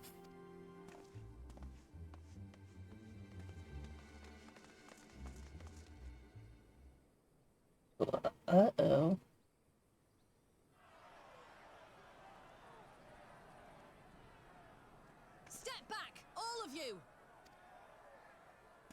course we will! We know who you've got in there! We're not leaving till you hand her over! Bring her out! Bring her out! What's going on? Someone let slip about Fedora. Uh-oh. It's true then! The bitch really is in there! I knew it! I bloody knew it! We demand vengeance! Bring her out! Today we butcher the butcher! Butcher the... Come on, you don't mean that! We'd be no better than the Imperials if you'd all just calm down! Calm down! That monster and her thrice damned skulls dragged my man from our home and beat him to death in the street! Aye! And my dad! That bitch has spilt enough blood to fill a lock! We all know her crimes. She's a traitor and a murderer. How many of your resistance friends have died at her hands, eh? And here you are, protecting her! So that's what all the fuss is about.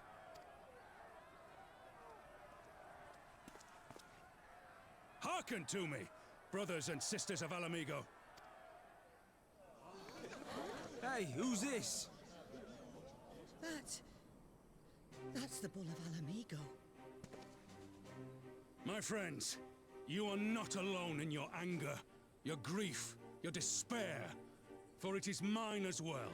That gnawing pain in your breast, it is enough to bring an old bull to his knees.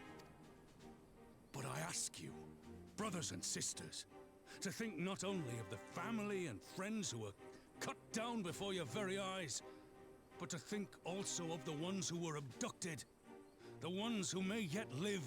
Where were they taken? What became of them? These questions demand answers.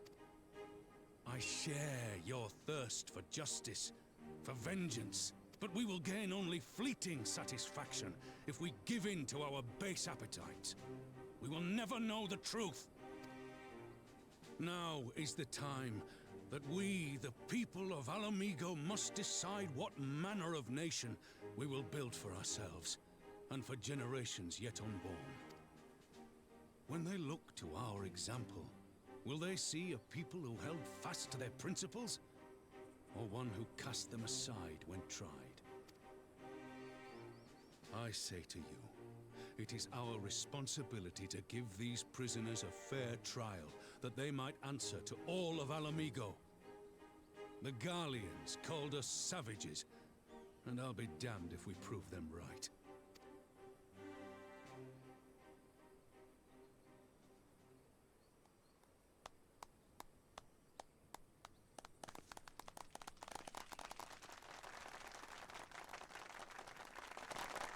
I know you're right, I do, but I can't.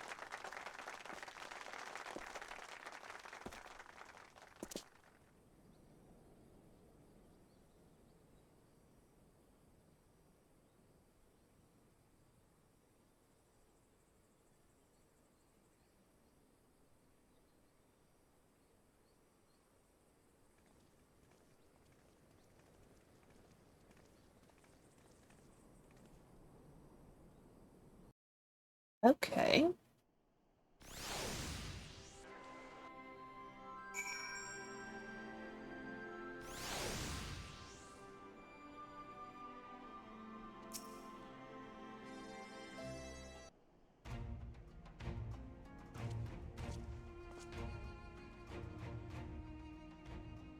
My thanks, Rabon. Listening to their anger, I could feel myself being swept away. It is a difficult tide to stem. It was that same rage which brought us to our feet and carried us to victory. But now the war is over. All the unspent fury is being channeled into vengeance. Aye, it's not just here. We've reports of mobs forming all over. They've been targeting folk known to have cooperated with the Garleans. It started with insults most often, then someone picks up a stone.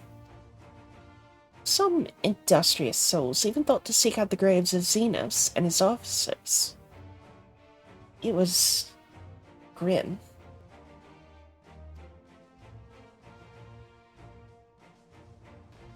I want to build a country where everyone, regardless of race or origin, can live side by side in peace. But maybe the time isn't right. Maybe people just aren't ready.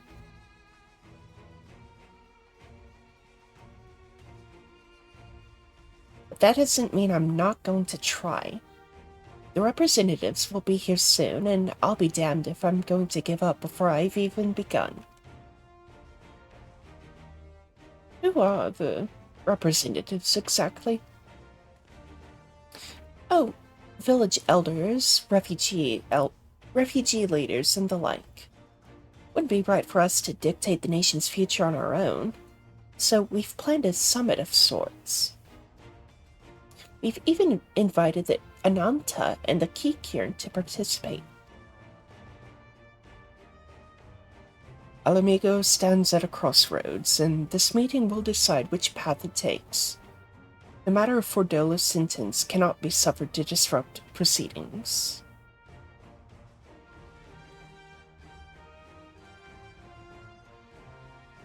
Then let's execute her and be done with it.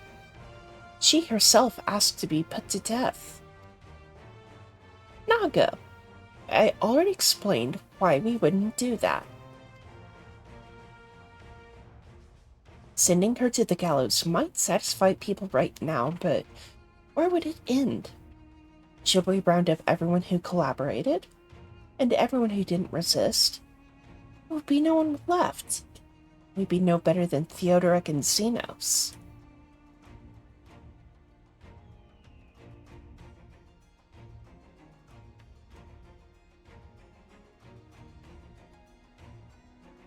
Begging your pardon, but might I be allowed to speak with Fordola? Only, I caught a glimpse of her past. A moment of it, anyway, during the fight. Some terrible things, unforgivable things, but in some ways, she's a victim of the circumstances in which she was born. That's something I can understand. Alright. Speak with the prison guard when you're ready, and I'll come and join you. I want to talk to her too. I'll return to my other duties, then. We've barely begun to investigate the facility where they gave Fordola her powers. Be fairly warned, friends. She will test you. Don't let your emotions color your judgment when she does.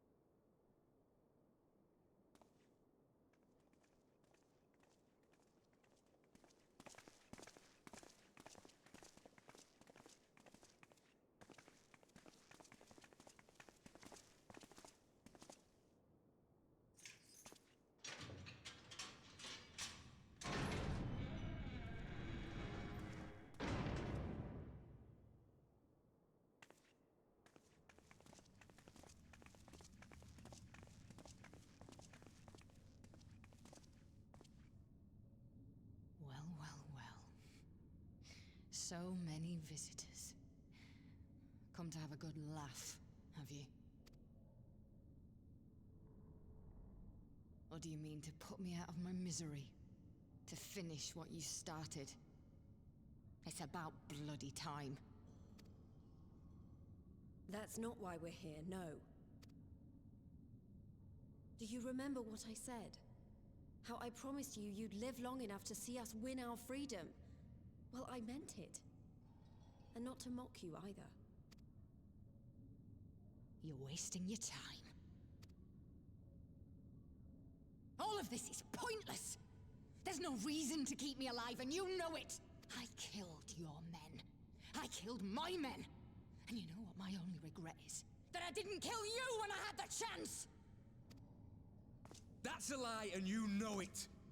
You think we can't tell what you're trying to do? That we're blind?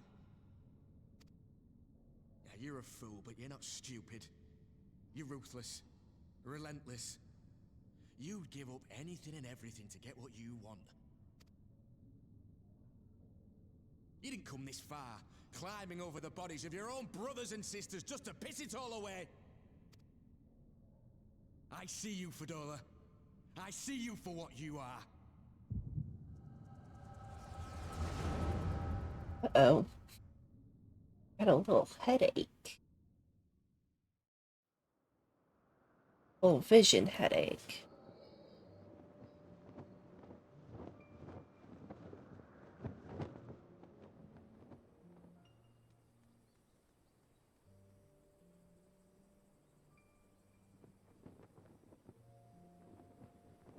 Come along, Fadola. We mustn't be late. The Imperial Viceroy will be attending today's banquet. All right.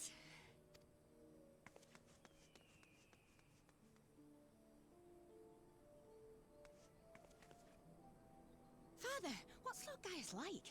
Is he nice? Are you friends? There you go again with all your questions. Lord Gaius is a great and honourable man who looks after all of Alamigo. He's very busy, and if we don't hurry, we'll miss our chance to see him. This is not the Gaius, right? This is different Gaius, right? Filthy tin-head lovers. Was Gaius? Am I misremembering? Was he actually the... Father, what did that man call us? I didn't know he was the the commander in charge of Alamigo. It's fun. It's interesting.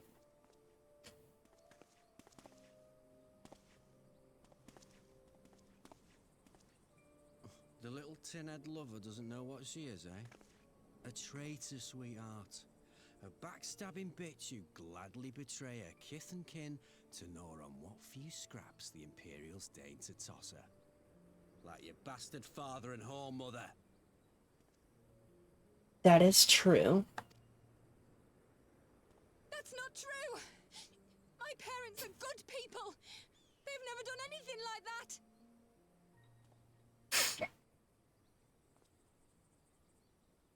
Oh my god, the fucking timing. I said that is true to your comment. And then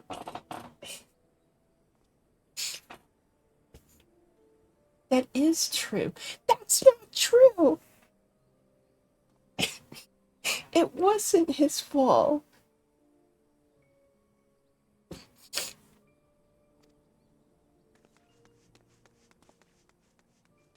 Oh, but they were quick to help themselves and their bitch spawn, weren't they?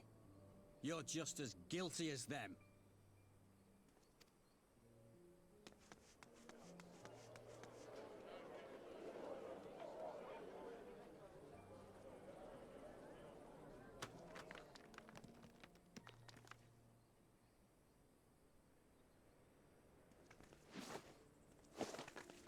Fadola! Traitors!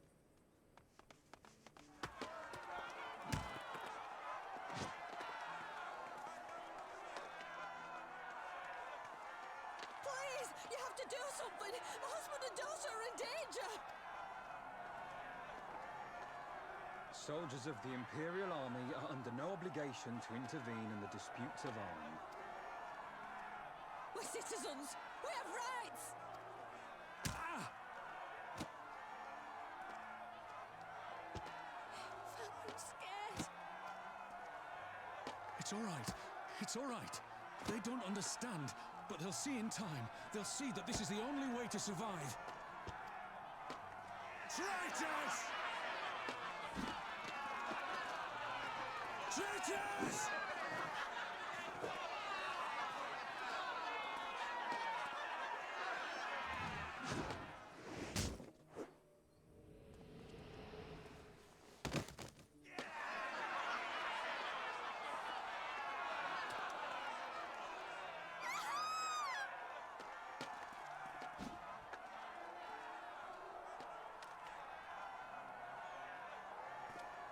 Yep.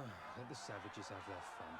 They'll be more compliant once they've tired themselves out. That motherfucker looks like Geralt.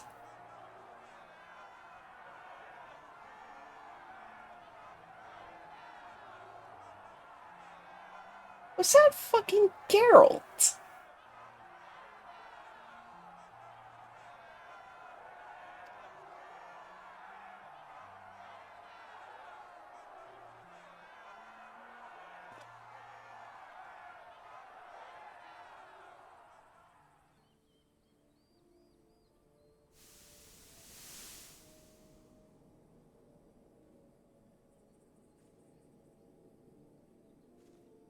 Yeah. That, that, that fucker. Adola, please. You already have citizenship. Why would you want to become a soldier?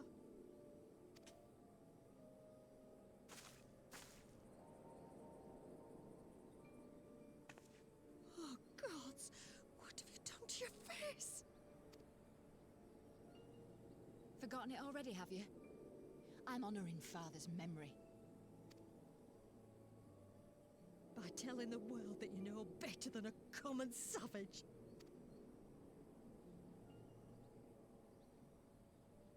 Am I though, Mother? Are any of us? Can't you see? Citizenship means nothing to them. If you're not a pure-blood Garlean, you're no different from any other savage. So I'll play the part. I'll join the Legion and I'll make them respect me. And when the mob see that, they'll think twice before throwing their stones.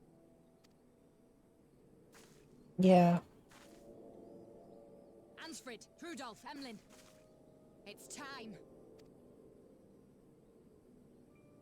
It'll be hard. Humiliating. They'll try to break us. Send us crawling back to our own kind. But we won't, no matter what. We'll bleed for them, die for them if we have to. We'll do whatever it takes to be free!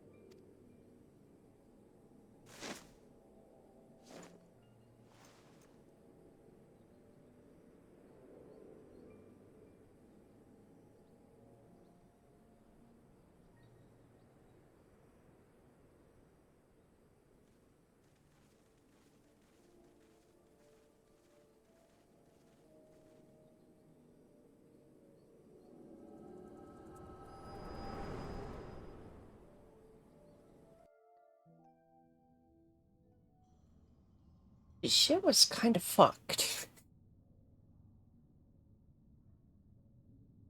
So, you mean to play the part one last time, eh? The unrepentant traitor whose death will serve to unite the people? Shut up. You had every chance to kill yourself. Fashion a noose from your clothes. Wait for the guards to leave you alone long enough to slip it over your neck. I said shut up! Oh, but then it would have all been for nothing, wouldn't it? Whatever it takes. That's what you said.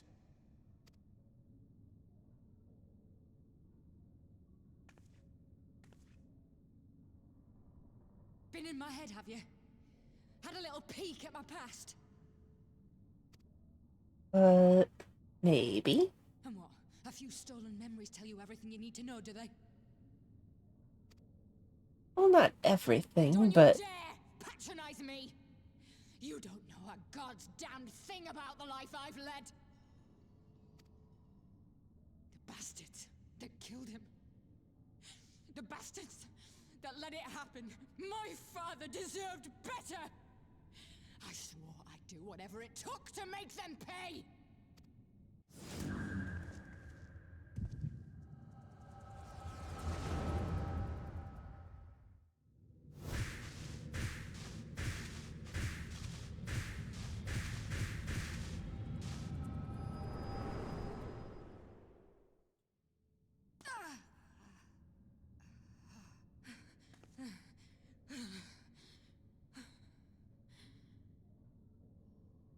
You get used to it.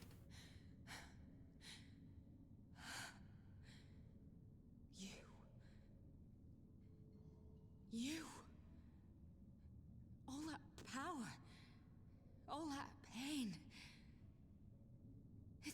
much. Too much for anyone. The things they've done to you. The lies. The betrayal. The endless fighting. Yet there you stand. Unbroken. How? Why?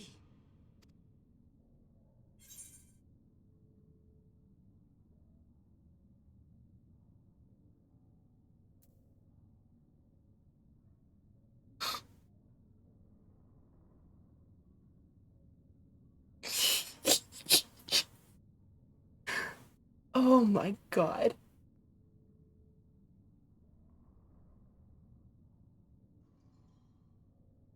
My emotional support, old man Yowie.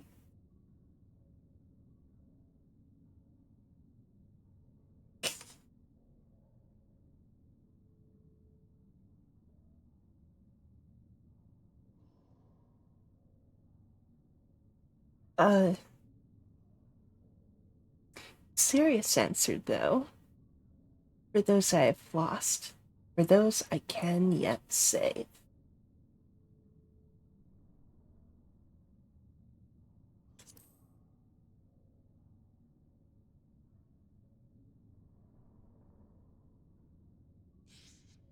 Damn you. Damn you all.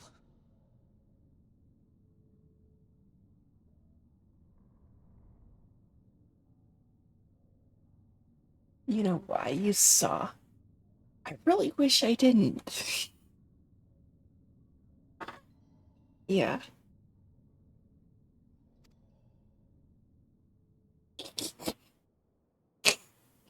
You still have time, Fordola. Think about how you want to spend it.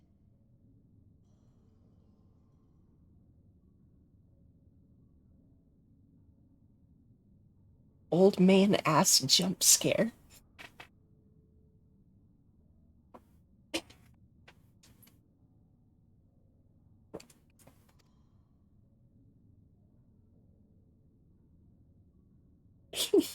Let's go.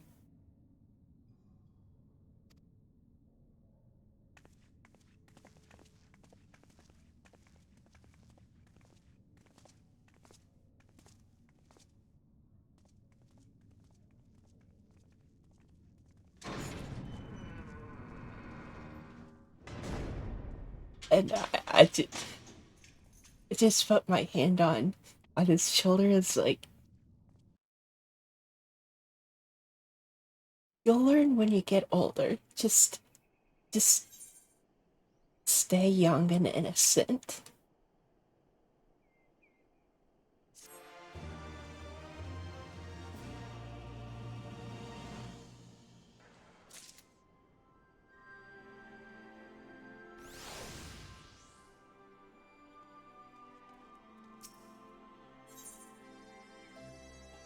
But in all seriousness, though, for those I have lost and for those who I can yet save, have, I guess, become Yuna's motto at this point. I don't know that we solved anything exactly, but we've given Fordola something to think about at least. Now I found something new to think about too. Don't know about you, Yuna, but the visions only come to me every now and then. From the way Fordola kept wincing, though, I get the feeling she's having them almost all the time. A lot of bad memories to deal with.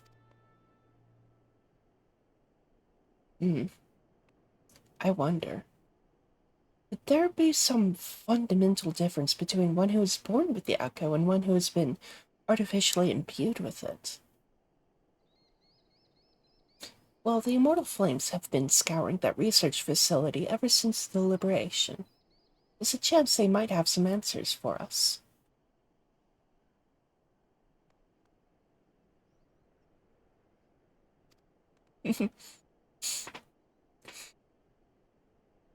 General Alden's there, overseeing the investigation.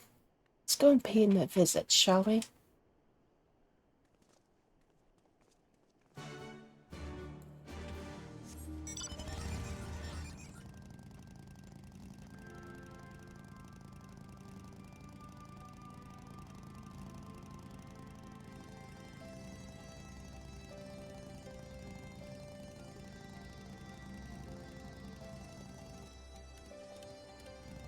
You good there, bud?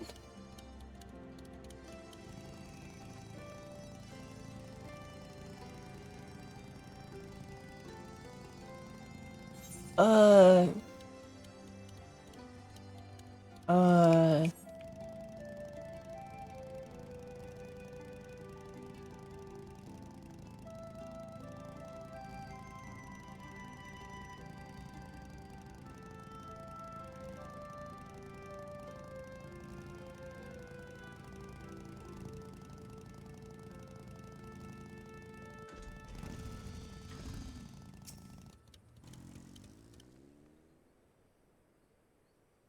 General Alden is inside. Hi. You joining him? Okay, let me...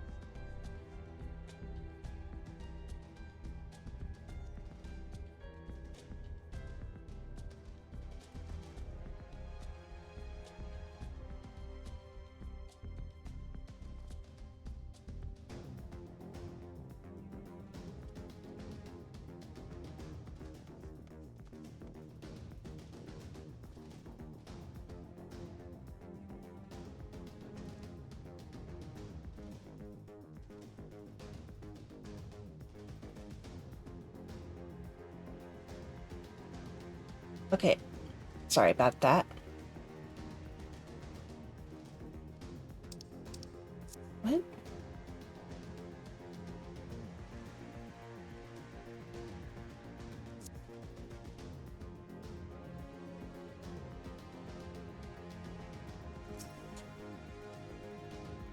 What news? Spoke with Fordola, I take it? Yes. As expected, she didn't say very much, but it wasn't a total waste of time. Arnvold noticed something odd about her. He thinks she might be having visions almost constantly, which is not how the Echo normally works. Have you found anything here which might explain why it is so different for her?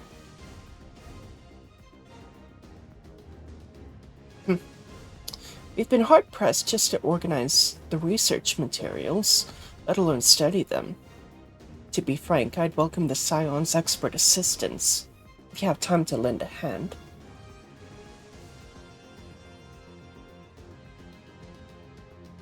Yeah, I think something about dyes or whatever from the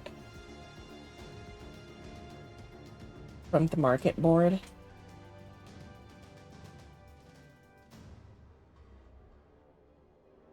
And then just a lot of contextless banter.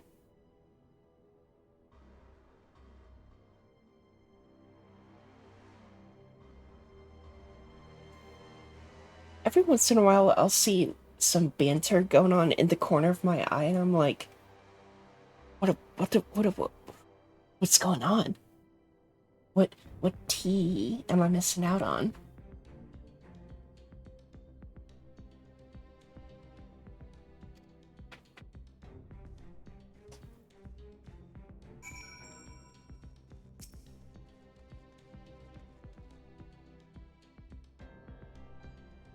Flame investigator, you... is your line of sight actually... No. Aw, man, your line of sight isn't... It would have been funny if his line of sight was on one of the candles. It's like, yeah, sure, you sure are investigating those flames. So many bodies. Every one of them a victim of these experiments. Oh, those are body bags. Oh. Oh. Whoops.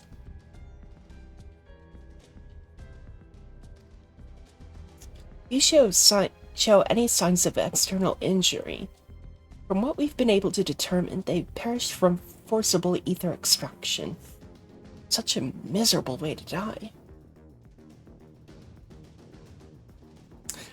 I didn't. I was focused on... Oh, Flame Investigator. Originally my thought was he was just kind of looking out at whatever. So I was like, you look hard at work. And then I saw the candles. It's like, okay. Flame Investigator.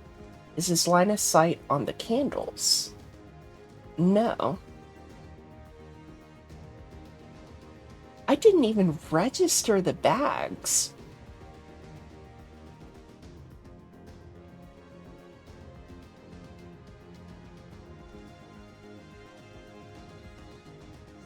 That's, a bit ignorant on my part.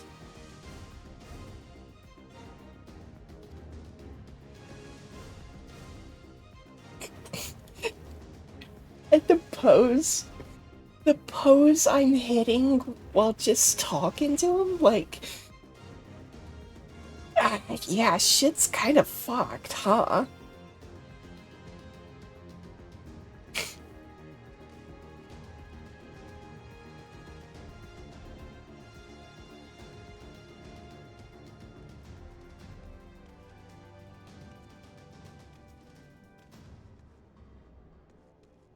I thought I could hop up there.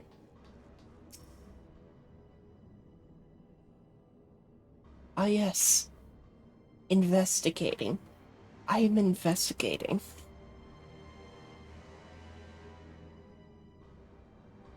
The device in which Kryle was held seems even more ominous now you know its purpose. The surrounding pods are marked Supply Subject, while this one bears the label Master Subject. Oh. That, The Ironworks received a request from the Alliance to analyze these devices, and I've been recording everything of interest. Did you notice the labeling? All the pods are designed to drain the ether of the occupant. Save that one right there. Unlike the others, the interior has been fitted with an array of sensors to measure etheric waveforms. To what purpose, however, I couldn't tell you.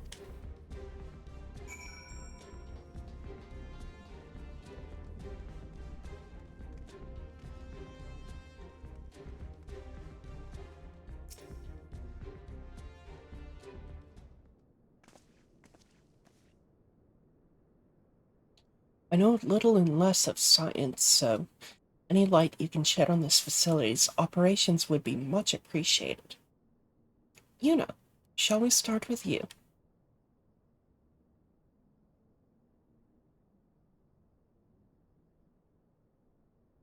Yeah, probably. That's what that would make sense. Taken in combination with the testimonies of Kryle and Thancred, I do begin to see exactly what the Imperials were attempting here.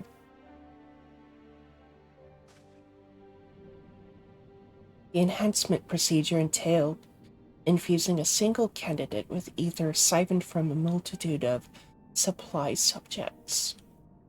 As for the master subject, in this case Cryo, patterns of her etheric activity would provide the model upon which they would artificially engineer the candidate's aura. In other words, they were trying to recreate Cryo's echo. I believe so, which would explain our prisoner's present state. Cryo is possessed of an unrivaled ability to hear the whispers of the soul, and it seems probable that the procedure engendered the same acute sensitivity in Fordola. Soldiers who guard Fordola, many of them lost friends and family to the skulls. There's a sentry at her door, night and day. She can't help sensing their thoughts and seeing their past.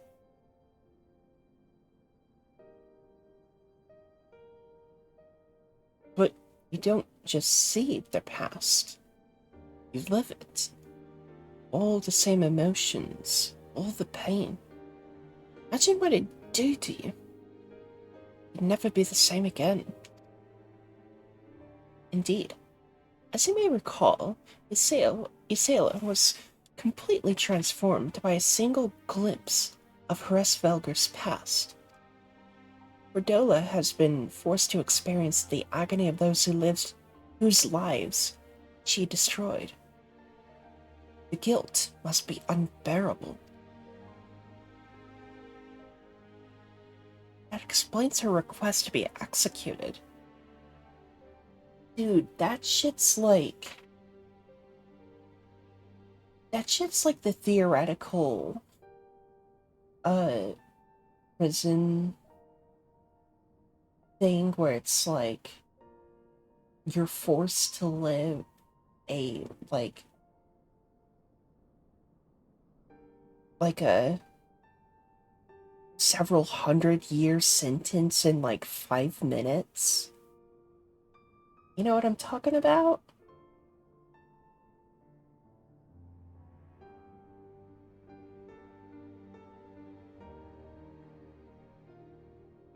Yeah.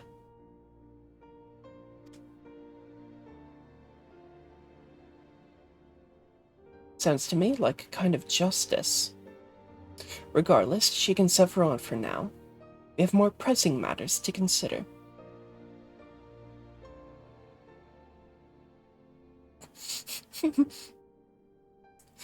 Yeah.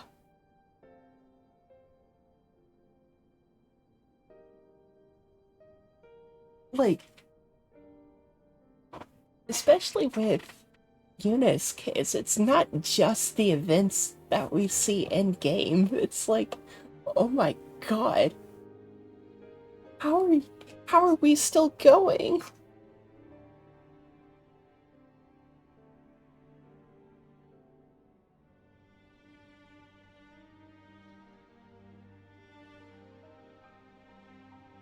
Like, how did Fordola just not try to steal a knife and,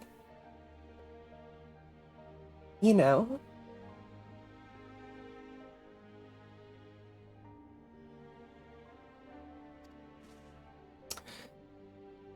The results of these experiments have been relayed back to Garlemald. There will be naught to stop the Empire from repeating the trick. You could give the echo to anyone, to an entire legion. We must be ready. We must learn all we can of these God's-forsaken procedures. And Fordola remains our best source of information. She'll not be getting her wish. Not yet.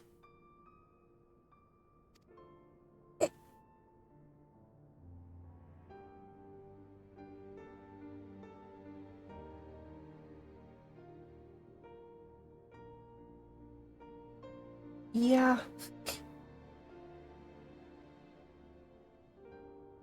I guess not everyone can be into old man yaoi, huh? Right.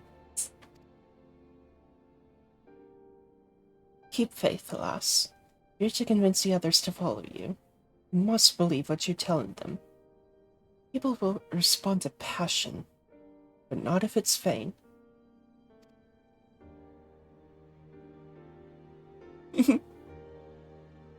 I understand. Thank you, General. We should leave the flames to it. Let's go.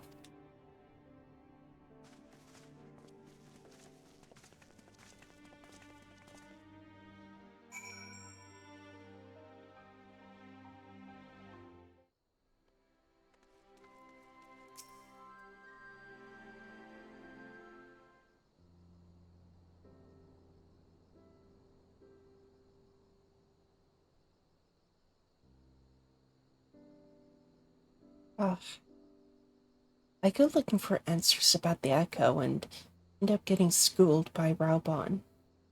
Yet more evidence that I don't know what I'm doing. It's no wonder people listen to him and not me.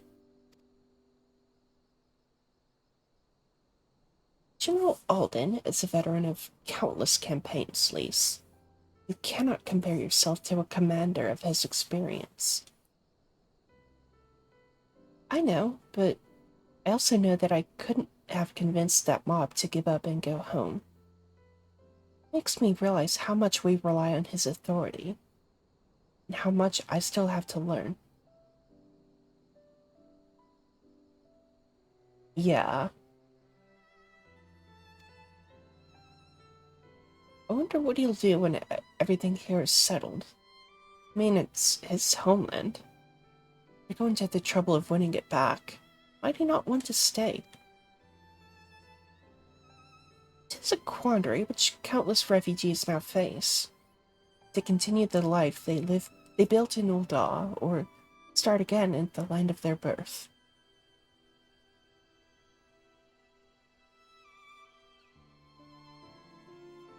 Yuna, a moment.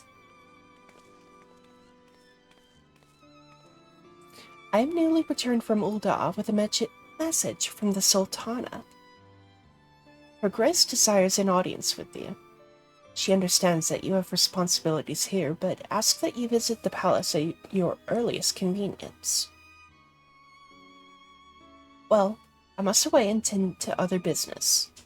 Until next time, my friends.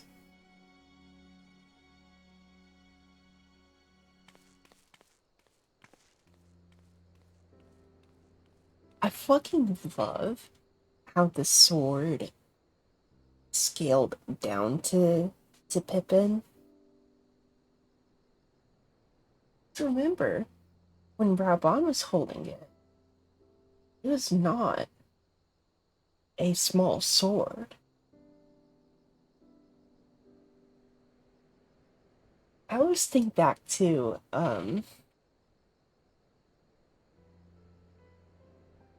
one second.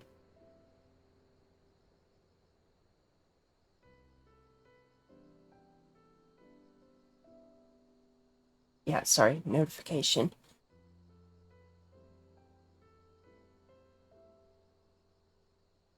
What it reminds me of is Zoro from One Piece when he got Enma.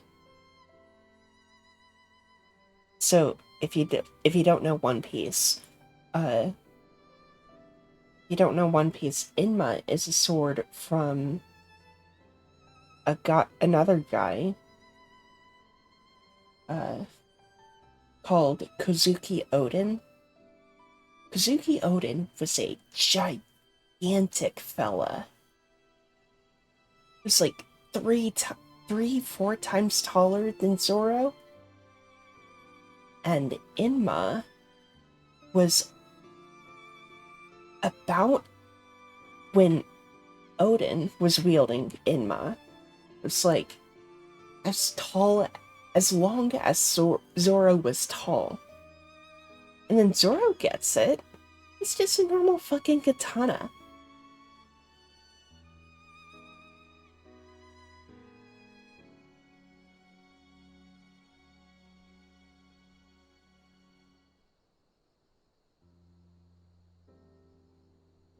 Let me see. Let me watch this.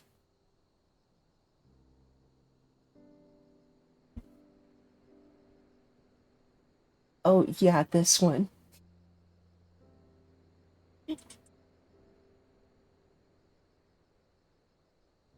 Where everything loads in. Yeah, basically. Okay. Lock in. An audience with the Sultana. Depending on the nature of your consultation, this might be the perfect opportunity to inquire about the general's future plans. Yes, we'd all like to know about those, Alphino, but not everyone's as comfortable interrogating royalty as you. Take no notice of him, Yuna.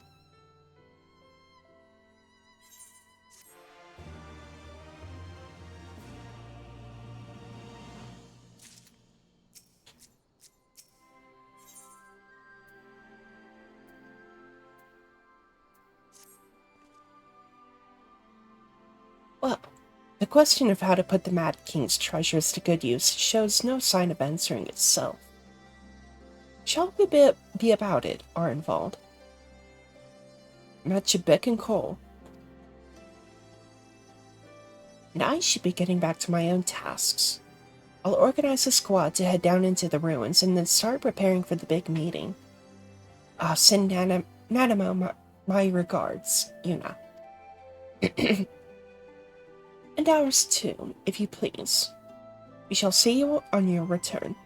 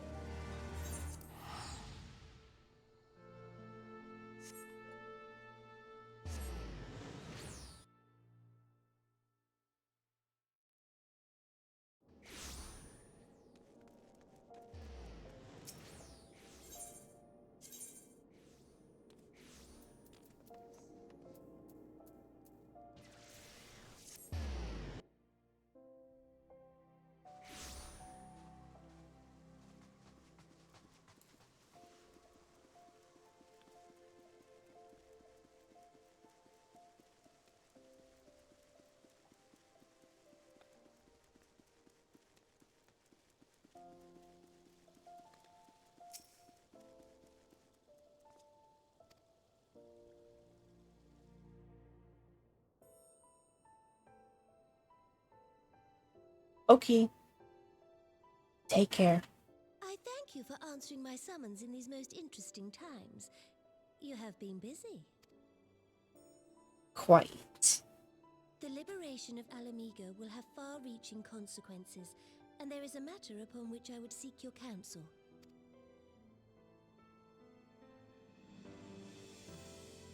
I speak of Rauban and his future. Oh, well, funny you mentioned that. I wanted to ask you about that myself. All know the tale of his rise from penniless refugee to member of the Syndicate and General of the Immortal Flames. Yet though he has come to call Uldar home, it will never be his homeland. He is a son of Alamigo. And now that she is free, I thought it only a matter of time before he sought my leave to return to her. Indeed, I had resigned myself to his loss. Suffice it to say, I was greatly surprised to hear him speak so lightly of handing over the reins in Alamigo and retaking his place at my side. I will welcome him with open arms, of course. He is my most trusted advisor and my dearest friend. But I have known the man a long time, and beneath that steely gaze, I spied a flicker of doubt. Whether Rauban chooses to remain in Uldar or return to Alamigo, I only wish that he do so with a heart unburdened by guilt or regret. Yet, how can he freely make such a choice, knowing how much I depend on him? It is past time that I learned to discharge my duties as a sultana alone. I must go forth and see my realm with my own eyes, and hear the wind with my own ears. Might I have your company for a brief adventure?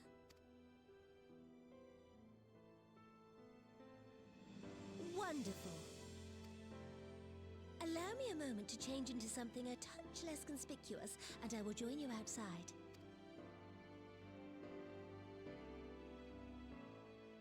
Okay.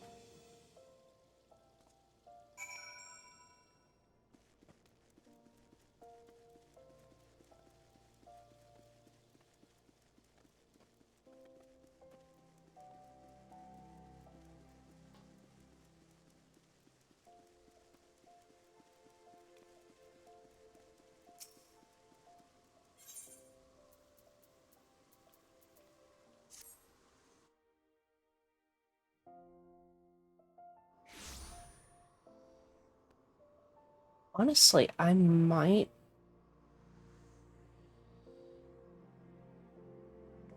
I'm not gonna call it real soon, but I'm thinking about it, because I'm getting kinda hungry, and I've been eating...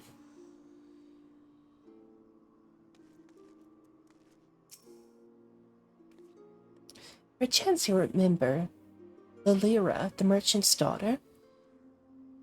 This is the persona I assume when I venture beyond the palace walls to observe my subjects unnoticed. Ordinarily, Papa Sean would accompany me, but for this particular outing, I need an advisor, not a minder. And that is why I requested your company. Over the course of your many adventures, you have met people from all walks of life, in every corner of Eorzea, and I would make use of your worldly experience. Now, let us be on our way. Our first destination is Stone's Throw, just beyond the gate of Nald.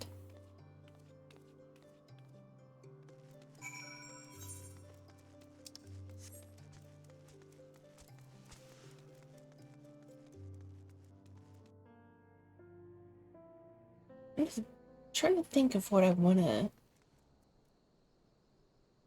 have for dinner.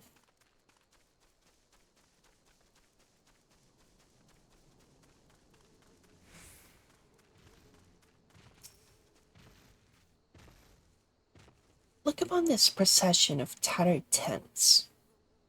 These refugees camp in squalor, at the mercy of the elements and Thanalan's predators both.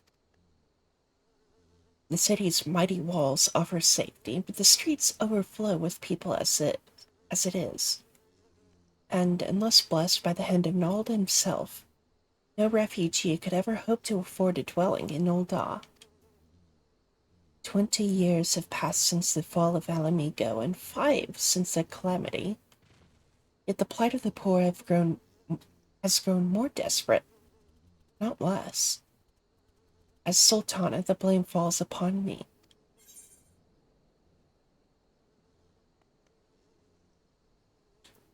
Hands have been tied, Your Grace. Yes, my authority is limited. That is an obstacle I must work to overcome. Shall we press on? I would follow the road to the unholy air.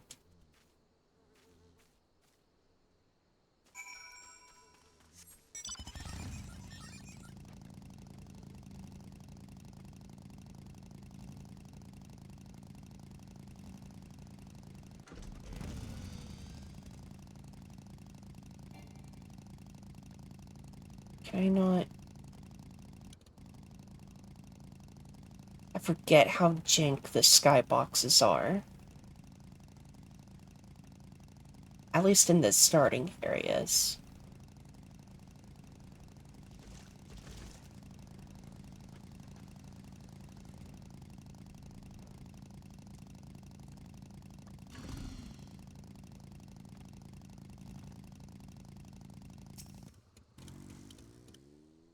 It was here, in this wholly unremarkable place, that my mother and father met their doom. I was but a child at the time, My parents were returning from an inspection of our interest in eastern Thanalan when an untimely rock slide crushed their carriage. To this day, it is not certain if the incident was simple misfortune or an expertly planned assassination. Rabon once offered to reopen the investigation and bring me the truth he assumed I must surely crave, but I refused. Even if my parents' death were orchestrated by the monetarists, we could only have brought their hirelings to justice. True villains, those who plotted to put me on the throne as a biddable puppet, were ever beyond our reach. Thus did I plan to strip the merchants of their power and place our nation in the hands of its citizens.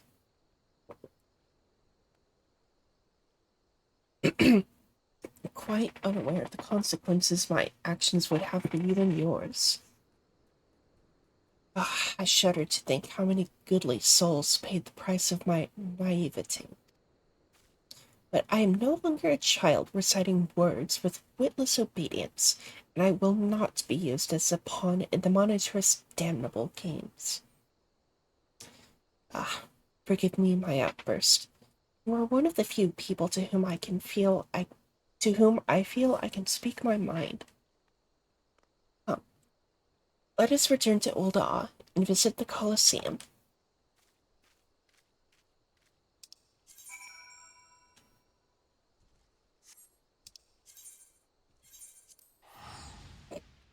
Teleport cost 6, 7.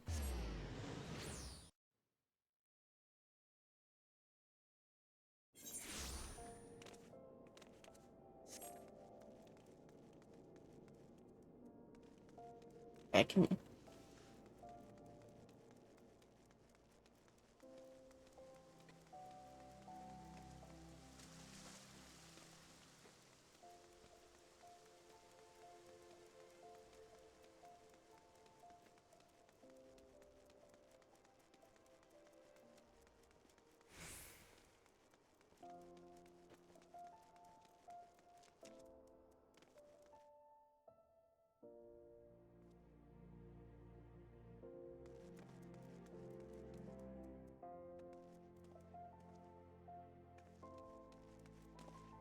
Oh. There you are. Tifa, what the fuck are you doing?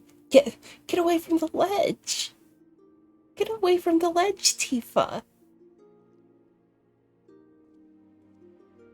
From the moment I became Sultana, I found myself thrust into an endless parade of document signing and ceremonies.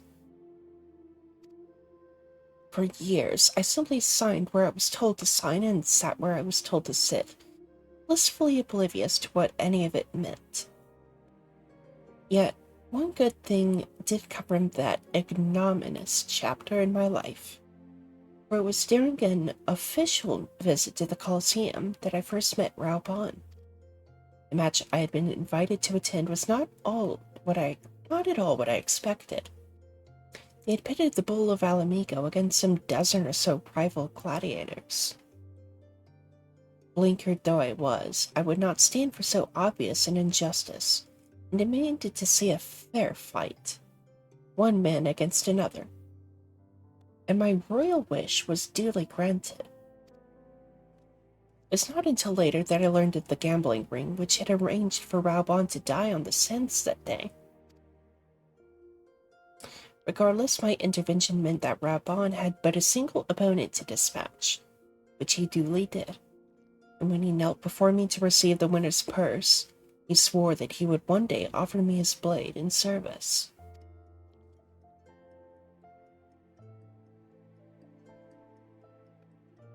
Surrounded as I was by liars and manipulators, I confess I dismissed it as a pleasant piece of theater.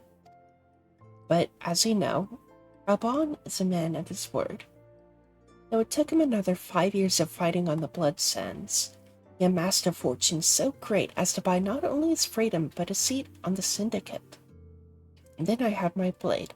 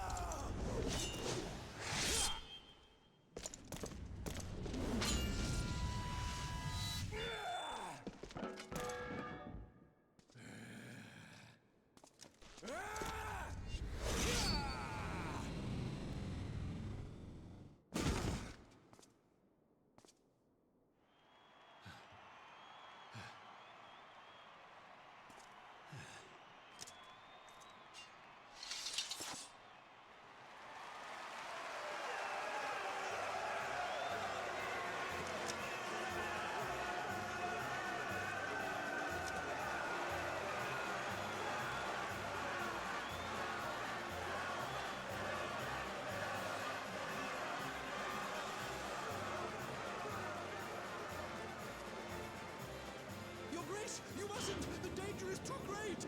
Please, Your Grace, come back! I beg of you! It seems you're the one who needs looking after, Master Shah. Raban! Your Grace, I have kept the promise made. So you have, and in turn, so too shall I keep mine. With your winnings, you have become one of the 6 most wealthy souls in all Uldar, and so, as tradition dictates, Rauben Aldin, you have earned yourself a seat on the Syndicate. May your new station garner you still greater glories. I am honored, Your Grace, and vow to serve with every fiber of my being from this day till my last.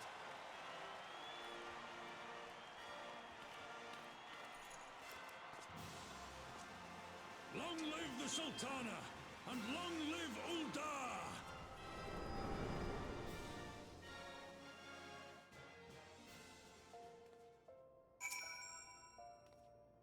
Words cannot well express what that man means to me. There are others who care deeply for my well-being, of course. Papa Shan's love for me is that of a grandsire for his grandchild. But upon matters of governance, I cannot turn to bodyguards and maidservants for counsel. Rawan, with the authority of his syndicate position, was the first sword I could wield. His was the only edge which would cut the strings that bound me.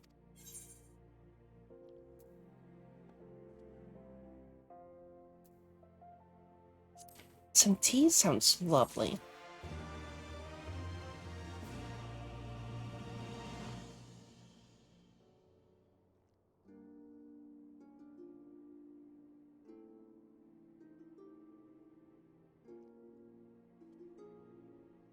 I can go for a little bit longer. We must make haste. My absence will not go unnoticed by the Sultan Sworn for long, and there are other places I would visit. To the Arsenic Ossuary.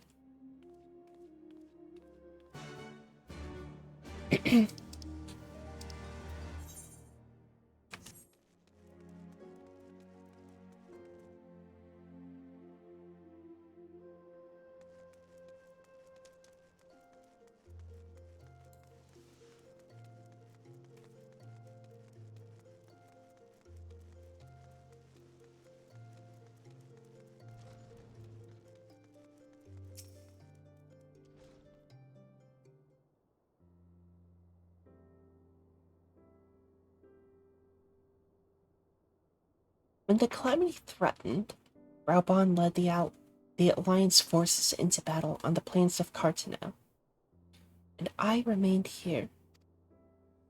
I prayed with all my heart that Archon Louisoix would have the power to rouse the 12. Since that day, I've made a custom of visiting this shrine during each of my little excursions. Here, I seek the blessing of Thal, reflect upon my choices, and ask myself if I am fulfilling my duties as Sultana. You are rightly celebrated as a champion because you have led the line in 100 battles for the good of Eorzea. In much the same way, I believe the measure of a monarch lies in how she leads the people in times of adversity. If I am to be a sultana worthy of the name, I cannot turn a blind eye to the troubles facing Ul'dah. I've chosen my path, Yuna. With Alamigo now freed from imperial chains, I finally see a way to aid the refugees.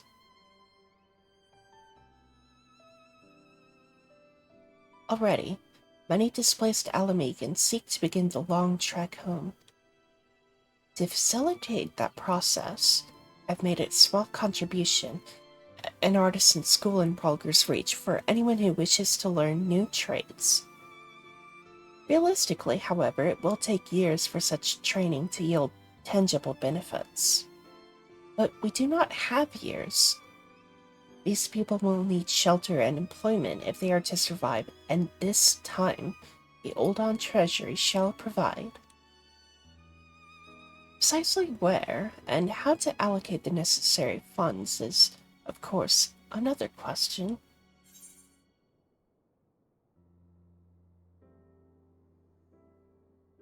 Um,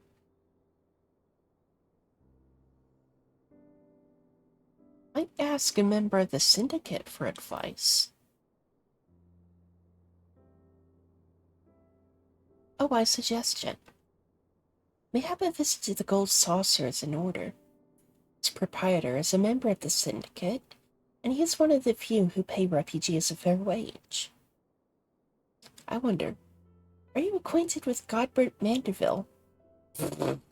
Boy, fucking am I.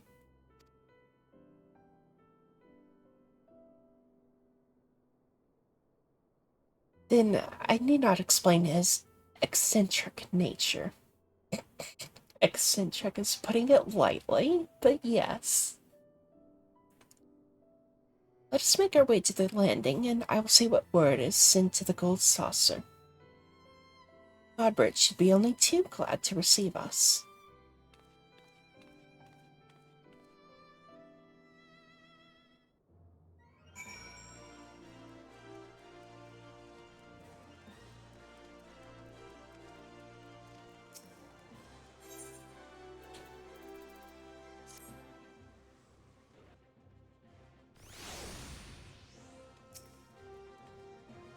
I've ridden aboard a public airship before, but this shall be my first visit to the Gold Saucer. Let's confess to some excitement. Ooh, ooh.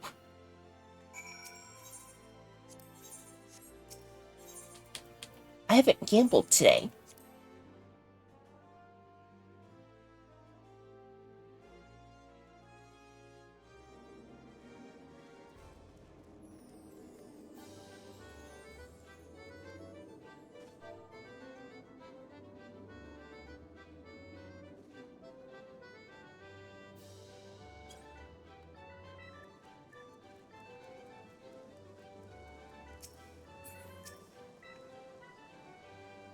I had heard descriptions of its splendor, yet I never dreamed it would be so bright and inviting.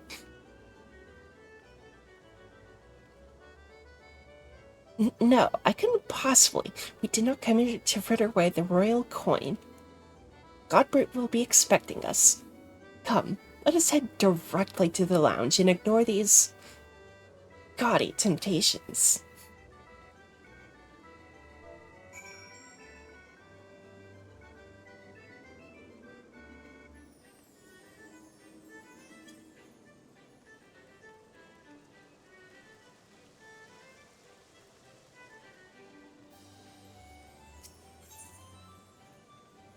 Eh.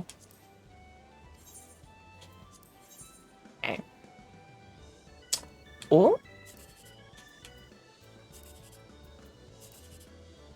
I'm goaded. I am goaded.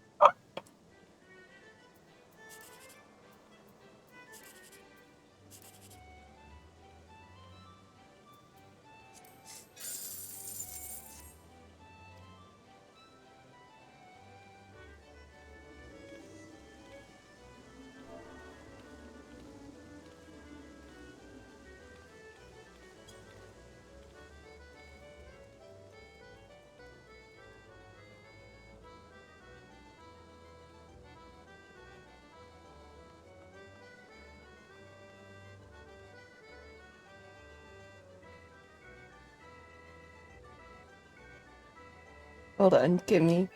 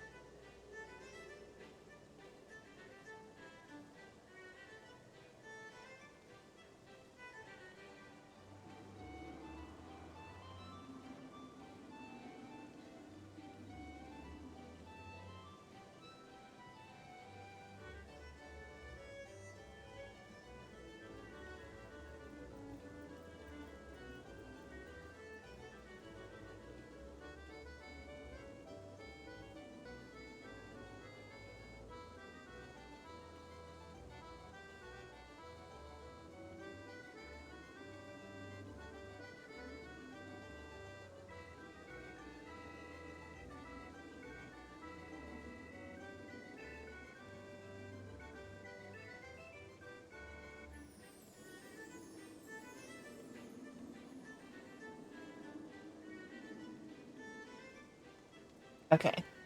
Just had to brag a little bit.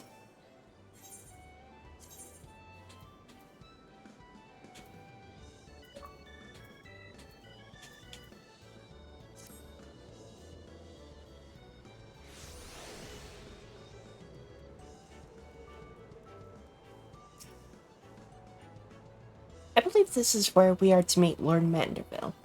Shall we sit while we await his coming?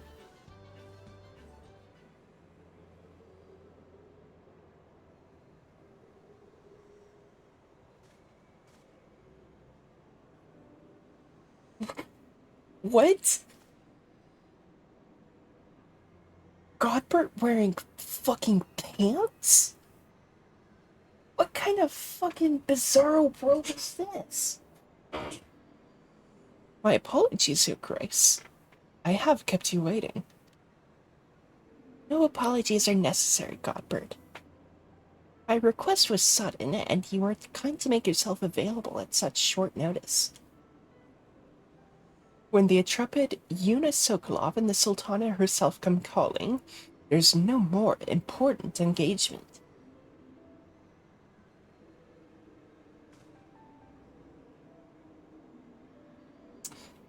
As to the purpose of my visit, I would have your thoughts on how the crown might best aid the refugees residing in Thanalan. You are aware, I am sure, that many of Alamigo's displaced sons and daughters long to return to their newly liberated homeland. And you are also aware of how they will suffer without shelter and work to sustain them. I would use our nation's wealth to spare them that suffering. What advice have you for me on the matter of how it might best be distributed?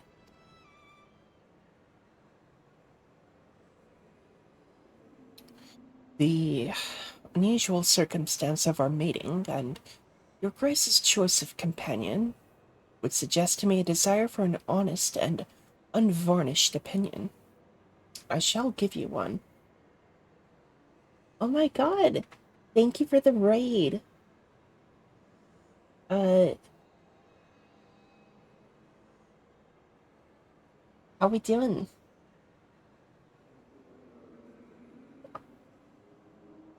How we doing today?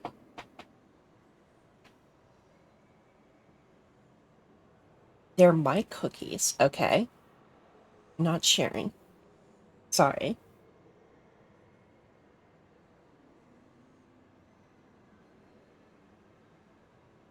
Thank you for the follow.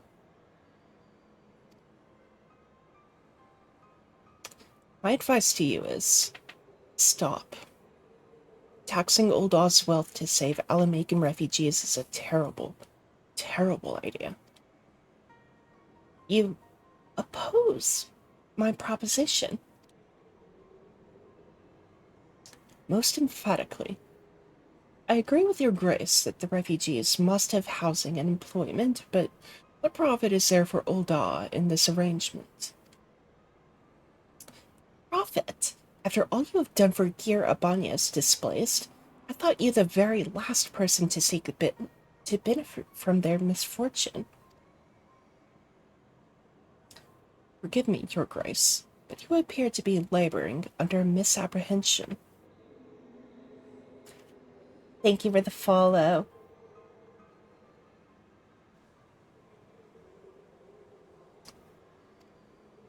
It is a fine endeavor to support one's fellow men. I fear, however, that your stance is one born of pity.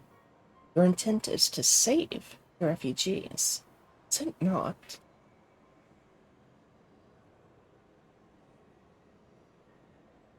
For all our potential, we are indolent creatures by nature. If unconditional charity is all we know, then we begin to rely upon it, to expect it. And then we must consider Ul'dah's own poor and downtrodden. Should they hear of you spending the nation's coin, not to improve their lot, but to nurture the distant citizens of Alamigo, it is unlikely they will applaud your generosity. Surely it is not your Grace's intention to foster new resentments, but to spread goodwill.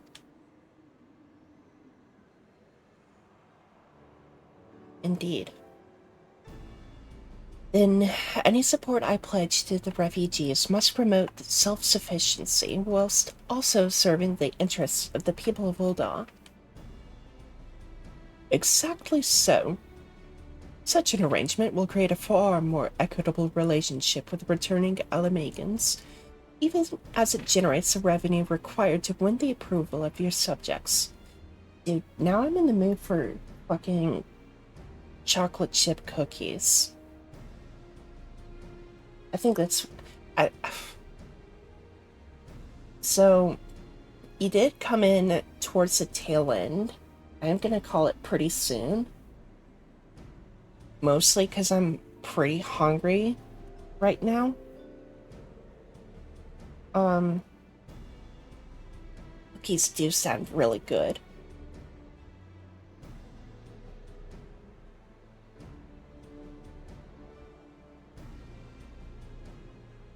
I do have some cookie dough I need to get rid of. That I need to use up.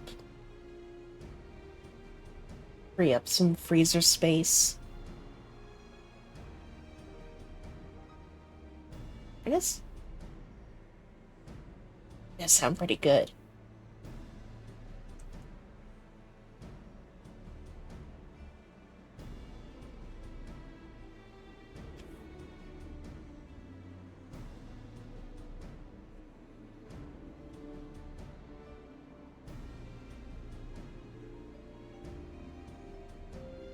Yeah, that and... I don't know, I'll probably just cobble together a sandwich.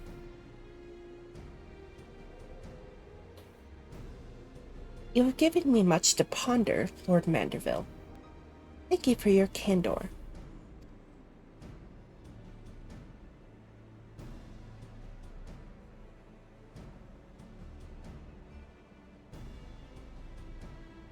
Oh, so for the new people here,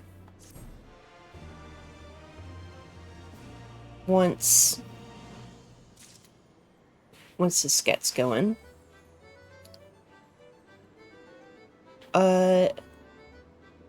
so I am a pretty avid cosplayer.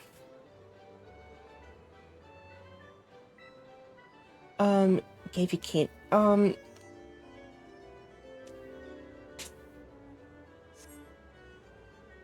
what message did I get?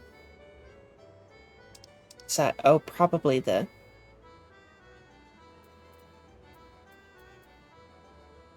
Anyway, the wind blows. I see. Okay.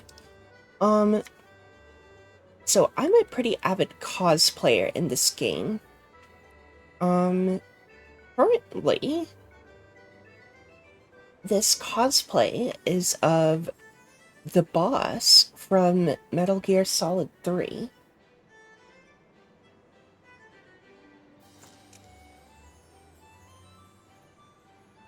Pretty snazzy, if I say so myself. I might change the boots, though.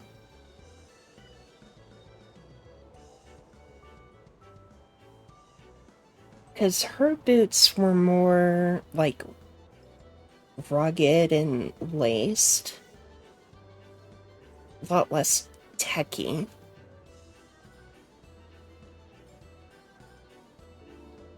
But this is definitely a similar jumpsuit. And again, I know she didn't have a flower in her hair, but... yeah.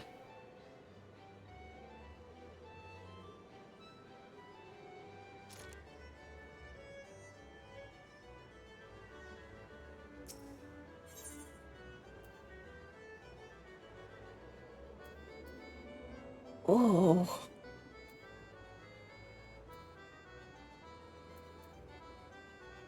Onigarayaki. That sounds really good, actually. Like, not even in-game, like, just in real life. That sounds amazing. profit. The thought never even crossed my mind. But standing about lamenting my naivety will not do anyone any good. I shall consider my lesson learned and press on. Yuna, are you perchance acquainted with any successful merchants? If my attempt at philanthropy is obliged to reap a profit, it would seem wise to consult someone with a knack for business.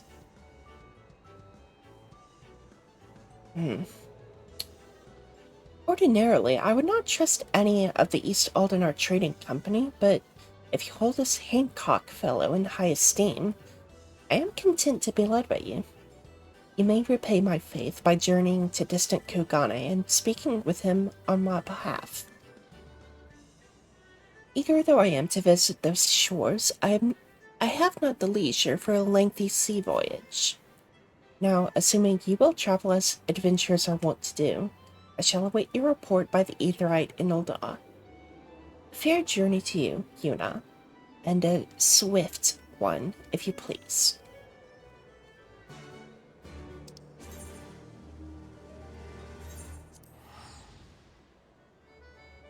Okay. I think I'm gonna teleport here. I think I'm just gonna call it quits for the day. Go get something to eat. My mouth is just watering.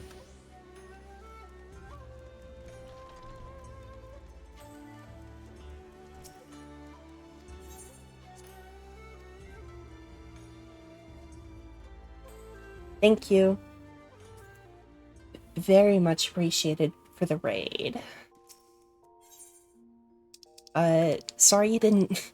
Sorry y'all came in at the tail end of everything, but...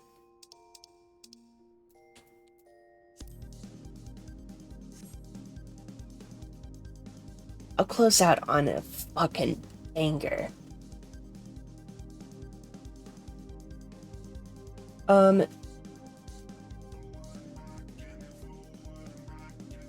So for the new people, my stream schedule is Sunday, Tuesdays, and Thursdays.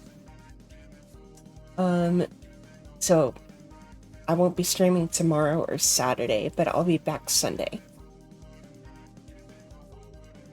So, what the fuck is my hand doing? So, sorry, but yeah, be on the lookout for that.